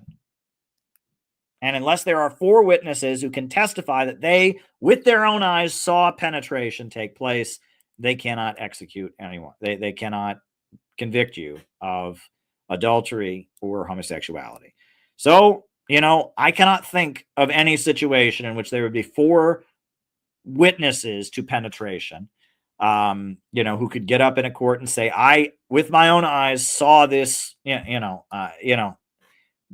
and that doesn't happen. It's almost like a symbolic thing, right? And the New York Times has talked about this and all this idea that they kill gay people in Iran. That's not actually true, right? There were raids on gay bars after the revolution. I think there were like mobs of people who went to gay bars and beat people up and stuff like that. And I think there have been, there's a charge where I think it's illegal to like hit on another man or make a romantic pass on another man or something. And they will arrest people for that and give them fines or whatever. But the idea they kill gay people in Iran, that's such a dirty lie. And they actually do that in Saudi Arabia. They actually do that in a number of Muslim countries, but they don't do it in Iran. So, whatever. The other thing that as far as the question of, is it helpful to go to campuses with facts? Sure. It's helpful to go anywhere to refute the lies that are used to justify war. Absolutely. Campuses is probably where you're going to have the hardest time, because college campuses are where people get trained to believe in those wars. On college campuses where they have classes on media literacy, where they explain to you, you're spreading conspiracy theories. I mean, everything you said is true, but it's leading me to think like something that would be in Russian propaganda. They train you to like dismiss anything if it sounds like something the bad guys might say, right? I mean, that's how liberals argue nowadays, right? It's not about whether something's true. It's, does it sound like something that someone I've been told is a bad person might say? That's how they judge whether or not to believe something. So, if you're going to say something on a college campus, it better not sound like something a Trump supporter might say. It better not sound like something a Russian might say. It better not sound like something that somebody who is not pro-LGBT might say, because then you can't believe it, because it sounds like something somebody bad might say. It's like, this is the oldest logical fallacy. Bad people can say true things. You think of the worst mass murderer you ever heard of, right? Jeffrey Dahmer, the worst murderer ever. Jeffrey Dahmer, or Jack the Ripper or something. I bet Jack the Ripper probably said a number of true things in his life. Did the sky stop being blue if Jack the Ripper said it was true? Did the toilet stop flushing if Jack the Ripper said the toilet flushes? Of course not. Someone can be a bad person and still say something true, but this is how they're training young people to think. Before you consume the media, think to yourself, does this sound like something that the Russians might believe? Does this sound like something a Trump supporter might believe? Does this sound like something that somebody who is on the list of bad people that the internet says you're supposed to hate might believe? Right? You know, I mean, that's the way they train people. And it used to be colleges were bastions of free thought. And now it's the opposite. The population is angry about inflation. The population is angry about the wars. The population is unhappy with the deteriorating conditions of the country. Meanwhile, the universities are where you go get trained to learn to not question authority. One of the talking points that I heard after the election, I heard it so many times on CNN and MSNBC. Oh, all the people who voted for Trump, they're mad about irrelevant things. They're mad about irrelevant things. Oh, they're mad that the price of food has gone up 50 cents. They're mad that they hear people speaking a different language. It's like, look at our country right now. Is this a little thing? Is this a little thing?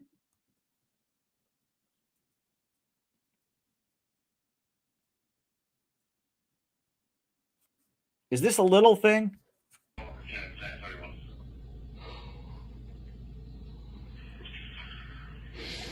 That doesn't look little to me. You know, how about the fact that the fires in Los Angeles could have been put out a lot quicker, except Joe Biden sent all of our equipment to put out the fires to Ukraine. How about that? You know, that all the fire department equipment was sent to Ukraine.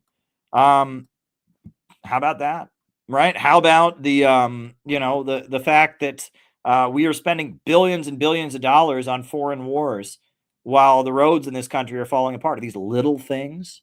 Right? How about the opioid epidemic? Having a family member who died from opioids, right? And understanding that mass migration, that it's, these opioids are smuggled, the heroin, the fentanyl is smuggled over the border. These are not little things. That is like such an arrogant, they're upset over little things. Like, these are not little things, right? If you're from a community where people, that people in your family, people in your neighborhood are in Afghanistan getting shot at, or in foreign countries where we don't have to be, I mean, they're in the military. These are not little things, right? And it's just such an arrogant, there's nothing wrong, everything's fine, right? I think the last time Trump was inaugurated, Thomas Friedman said, Donald Trump is making it sound like there's all these problems in America. Everything's fine, everything's great. Yeah, if you're a rich urban liberal elite, everything's going great. But in the real America, people are getting squeezed financially. They can't afford to pay their bills. The country's falling apart. People are dying from drugs. People are fighting in foreign wars. I mean, there's some problems in America these days, folks. And the arrogance. But anyway, yeah, I mean, look, I am all in favor, to answer your question, Amcar, I am all in favor of spreading anti-imperialism and spreading the truth anywhere you can. All right, now we're doing the super chats. Alex, thank you. I do appreciate your super chat. And then your question. Socialism is the next system on earth. Do you agree? Well, here's the thing. I do agree, but in the way that I understand socialism. And I've learned that you don't get very far arguing vocabulary. No one wants to argue with a dictionary. Okay.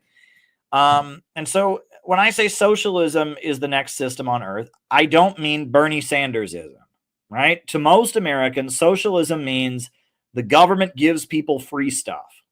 And that happens already under our system, food stamps, corporate subsidies, my understanding of socialism was that we live in capitalism, a system where the centers of economic power operate according to the chaos of the market, the anarchy of production, or as Harpal said in the clip I showed, under capitalism, the means of production only function as preliminary transformation into capital, meaning that under our system, profits are in command. That's how Mao Zedong put it. Profits are in command.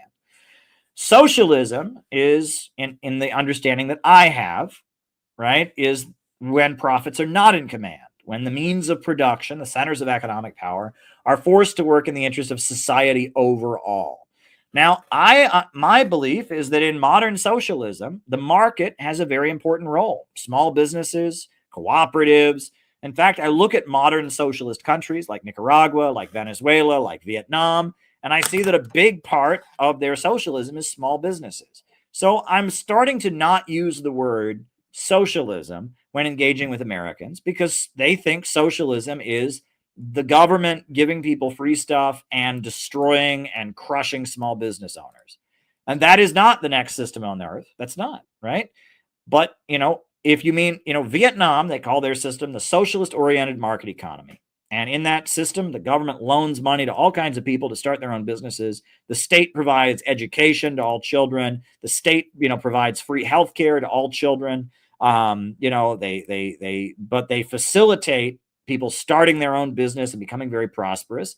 That kind of system is the future, right? Nicaragua, right? They call it Christianity, socialism, and solidarity. They provide health care to the population. They've got a bunch of Cuban doctors. They've wiped out illiteracy. They have a government bank that is, controlled by the state that strategically lends money to rebuild the farming sector. They have citizens' power councils, these like revolutionary organizations in every neighborhood that oversee the goals of the revolution. They've helped thousands of people start their own farms. They have a farming boom. They grow all their own food. Like that, again, that's what I would call socialism, and that's very successful. But it's not the government taxes people to give free stuff. It's not the government crushing small business owners. So I do agree that socialism is the future, that a planned economy, a society where the state controls the means of production in order to make sure that there's growth, where you have a national bank, where you provide basic services, where the state is investing in the population and facilitating people getting smarter and stronger and healthier as part of an overall vision of making a more productive and prosperous society on the road to building a stateless, classless world of vast abundance. That understanding of socialism is the future. I call that innovationism now.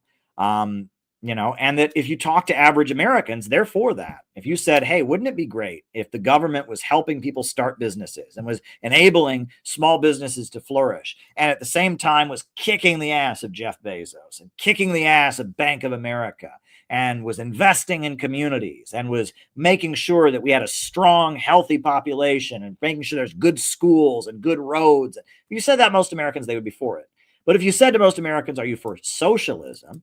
They would say, oh, no, it's so hard to start your own business. I already pay so much taxes. Everything's falling apart and the government doesn't care about what they think socialism is in America is the exact opposite of what my understanding of socialism is. So my understanding of what socialism is, yes, but the typical understanding that's out there is no, right? Socialism is pro-growth.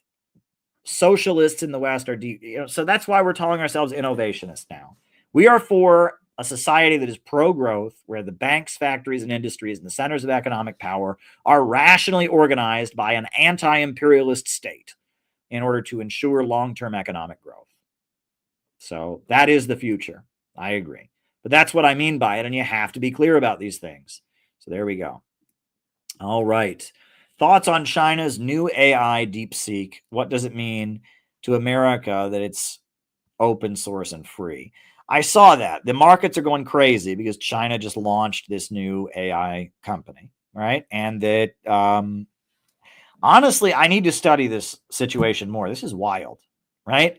A big part of my understanding of all of this comes from a very, very good book written by Nelson Peary called The Future is Up to Us, where he talked about how the computer revolution was necessitating moving toward a vast abundance, open source, right? And that's the thesis of Fred Goldstein's Low Wage Capitalism, Sam Marcy, High Tech, Low Pay, is that technological advancement is kind of necessitating moving beyond the chaos of the market, and that China has a planned economy and they're heavily investing in technology, and that their economy, the more technology advances, they don't have more economic problems.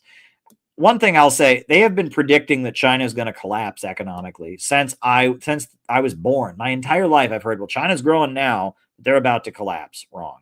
Well, China's growing now, but they're about to collapse. Wrong. Oh, China's growing now and they're about to collapse. Wrong. They're just not going to, because their economy doesn't function according to the market logic. When things go bad, the government just steps in and makes it change, right? They have what they call socialism with Chinese characteristics. There's a lot of private businesses there, but profits and the laws of the market are not in command, and the state controls the economy with their overall vision for growth. So what they did, I mean, it shows that China technology is not a threat to China. It's a threat to the Western economy. It's not a threat to China.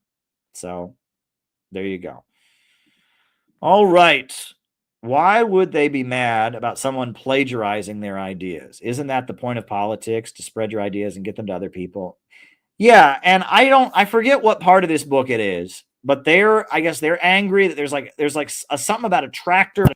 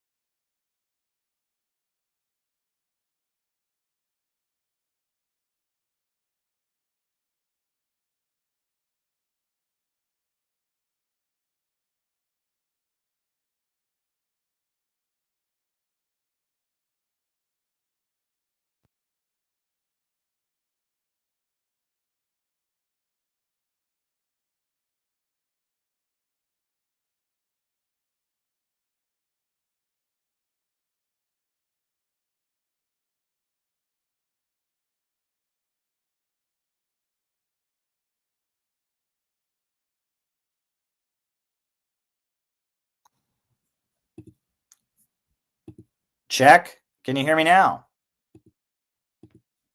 Can you hear me now? Very odd. Very, very odd.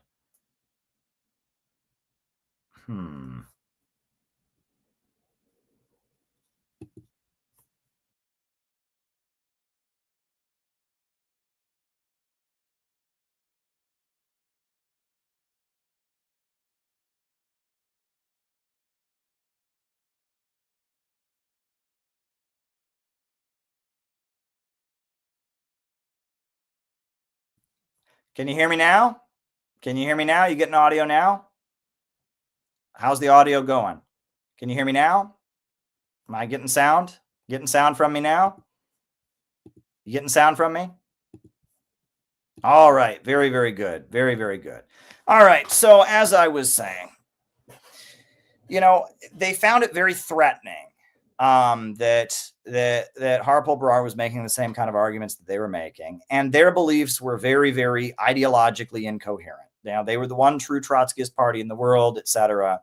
And so, based on that, they reacted this way. And I also added that I'm being very, very careful tonight not to mention names, because whatever. And that person that I'm mentioning probably hates my guts now. Let me just mention that. I mean, he got Trump derangement syndrome back in 2016 and blew up at me many times, and I'm sure, there's been many people that have reached out to this individual and tried to reconnect him with me. He hates my guts. So, please don't interpret anything I'm saying as invoking that person's political legacy. And that's where it gets all tricky, right? I mean, even Harpal, right? Harpal, his group was the Communist Party of Great Britain, Marxist-Leninist. I'm on here saying I don't agree with Marxism, Leninism as an overall view, but I hold on to the essence of it, which is anti-imperialism, which is believing in a planned economy, which is, not having any loyalty to the left, but opposing imperialism. I mean,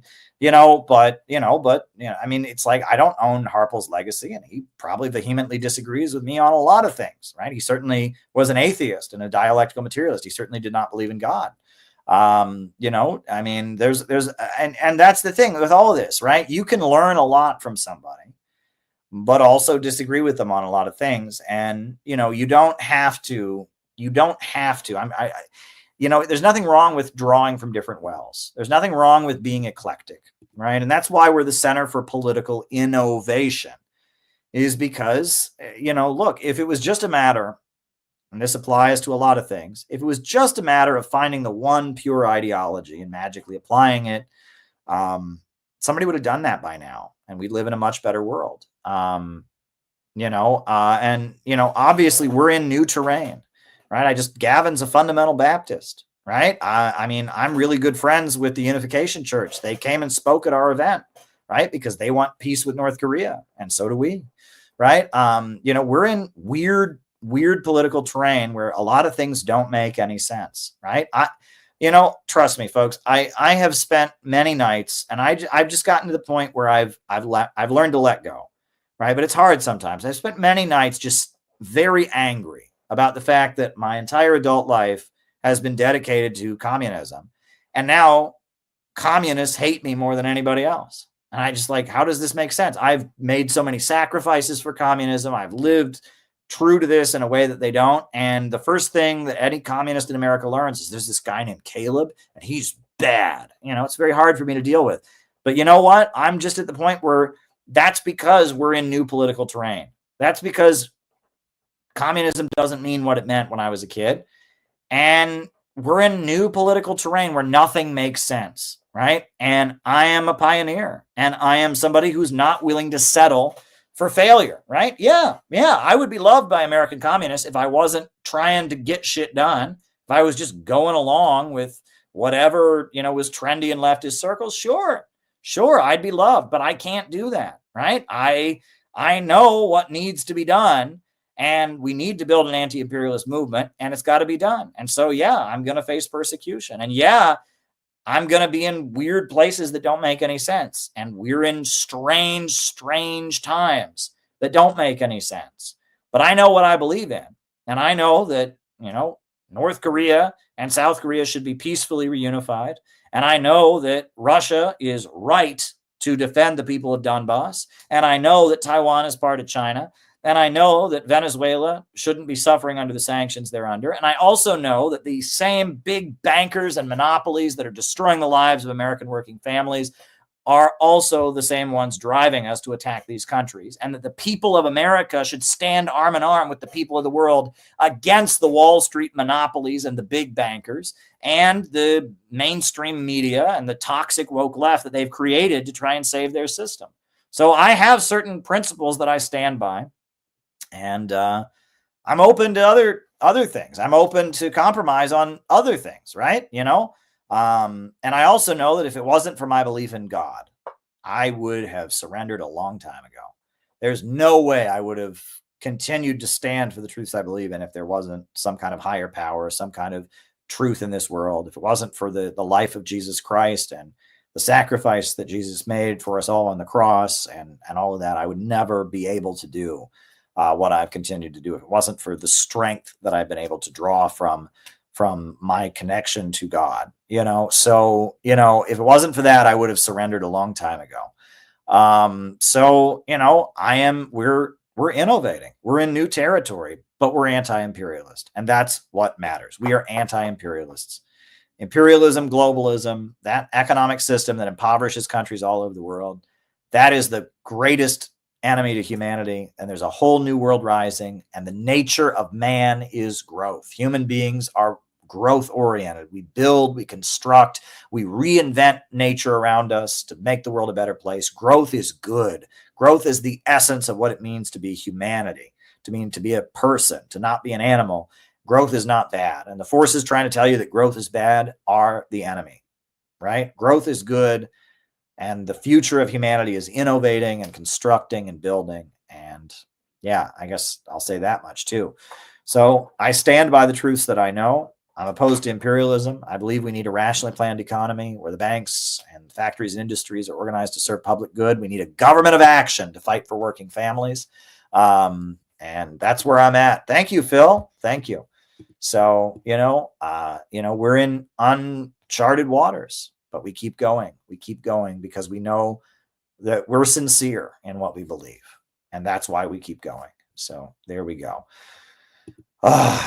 Why? Oh, I already did that one. All right. Tulsi said repeatedly that she would only accept a position that came with the power to help stop world war.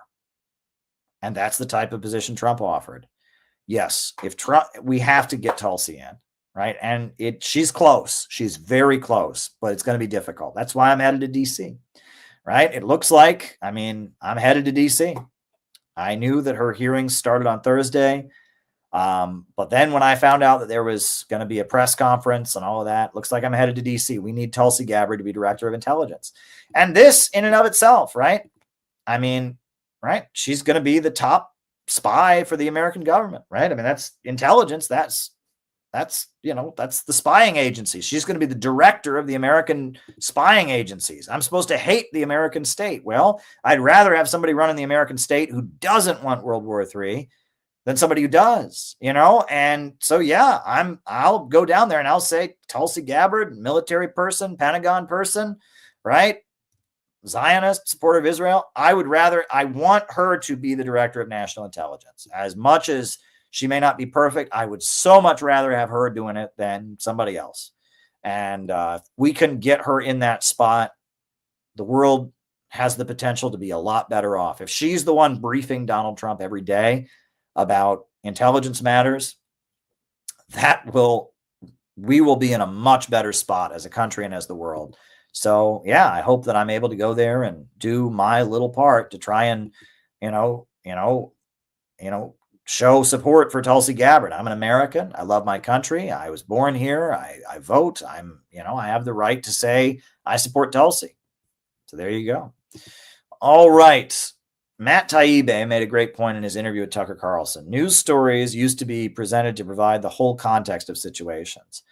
Now news items are presented without any context or history. Yeah, that's a good point, right? News stories are generally presented to get you to see somebody as the good guy or the bad guy. And they want you to have as little information as possible. And they really don't want you to understand the context.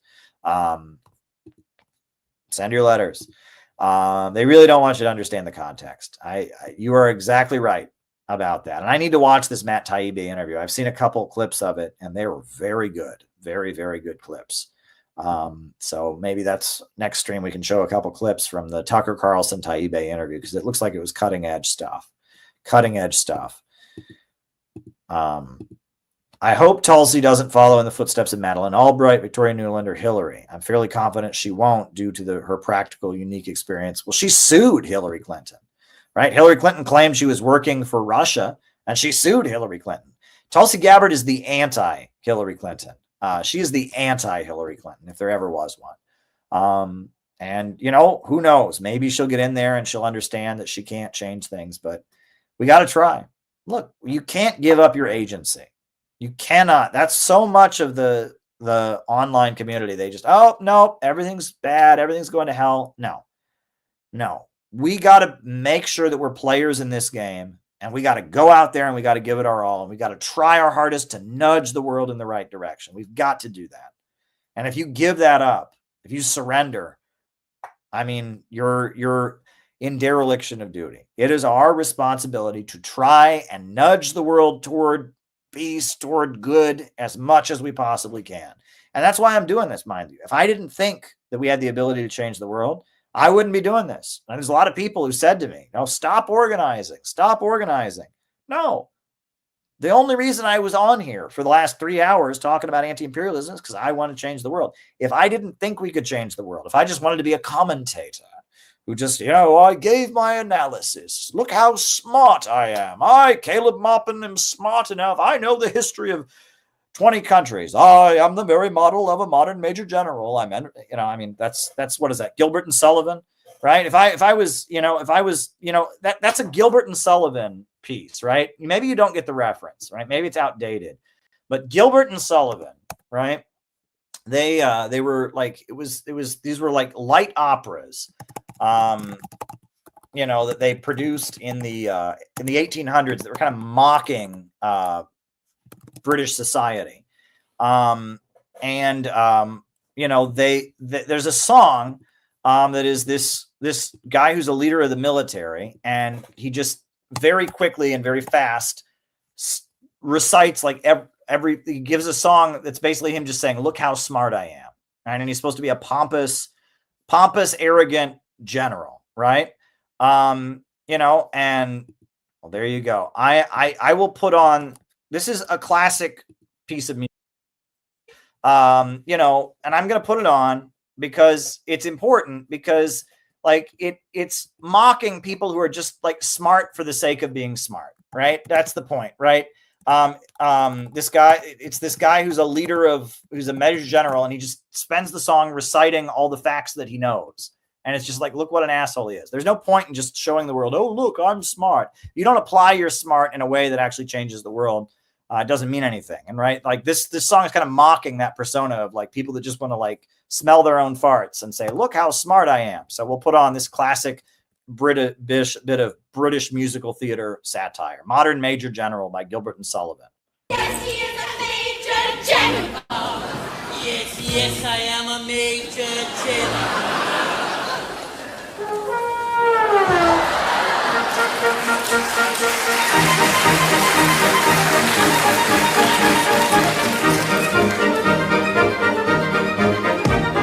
I am the very model of a modern major general. I've information, vegetable, animal, and mineral. I know the kings of England and I quote the fights historical from Marathon to Waterloo in order categorical.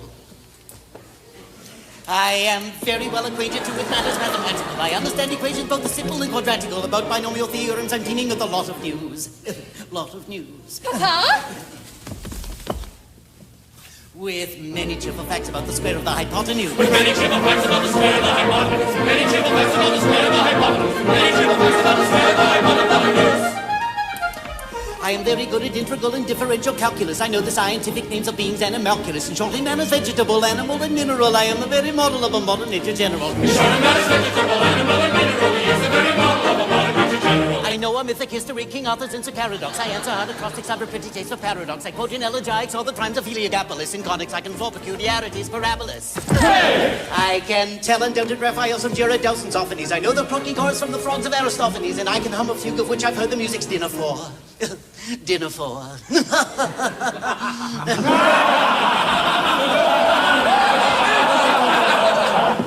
And whistle all the airs from that infernal nonsense pinafore. Whistle all the airs from that infernal nonsense pinafore. And whistle all the airs from that infernal nonsense pinafore. And whistle all the airs from that infernal nonsense pinafore. Then I can write a washing bill in Babylonic cuneiform and give you every detail of Caractix's uniform. In short, in annals, vegetable, animal, and mineral, I am the very model of a modern major general. In short, in annals, vegetable, animal, and mineral, he is the very model of a modern major general.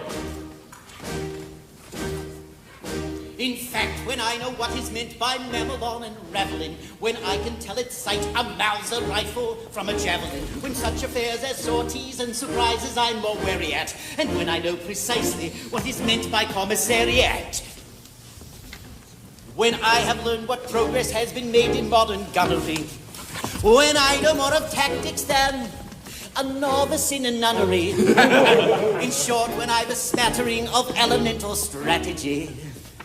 Strategy.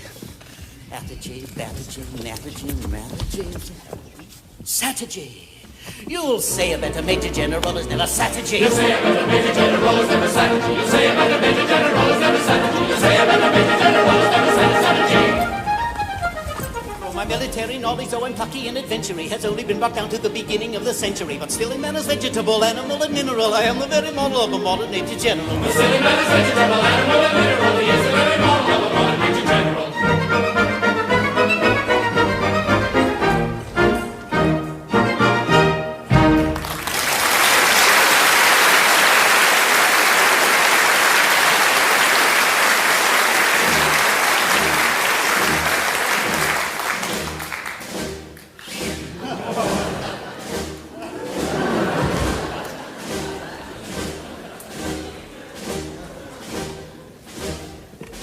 I've knowledge in all areas, artistic or didactical, from things utilitarian to totally impractical. I know the dates of great events, both wonderful and sinister. I even know how short a time John Turner was Prime Minister. I memorized all principles, logistic and mechanical. In many ways I am Encyclopedia Britannical. I've knowledge as gratuitous as how an ancient lute is played. Lute is played? Huh. So I'm always in demand whenever Trivial Pursuit is played. He's always in demand whenever Trivial Pursuit is played. He's always in demand whenever Trivial Pursuit is played. He's always in demand whenever Trivial Pursuit is played. But one thing I don't understand is anything Shakespearean, except it's played in theaters that I get very weary in. But in most manners, vegetable, animal, and mineral, I am the very model of a modern Major General. But in most manners, vegetable, animal, and mineral, he is the very model of a modern Major General.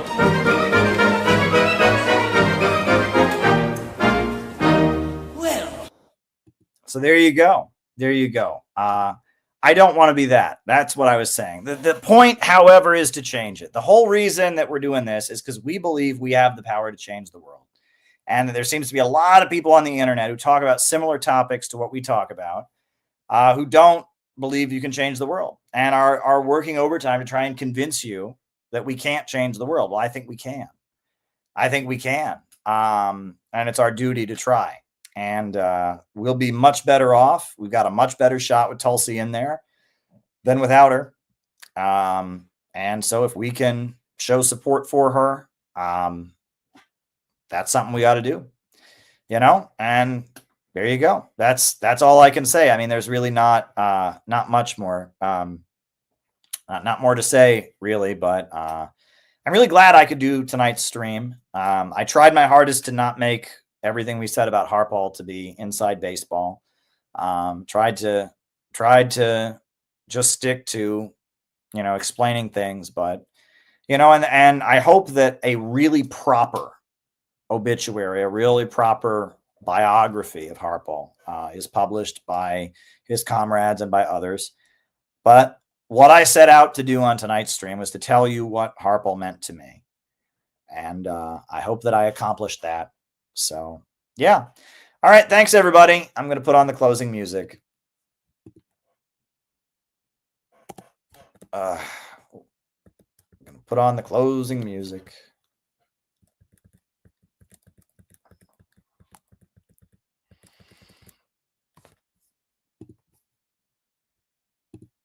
New upsurge in the struggle against U.S. imperialism is now emerging throughout the world. Ever since World War II, U.S. imperialism and its followers have been continuously launching wars of aggression. But the people of various countries have been continuously waging revolutionary wars to defeat their aggression. And while the danger of a new world war still exists, and the people of all countries must get prepared, revolution is the main trend in the world today.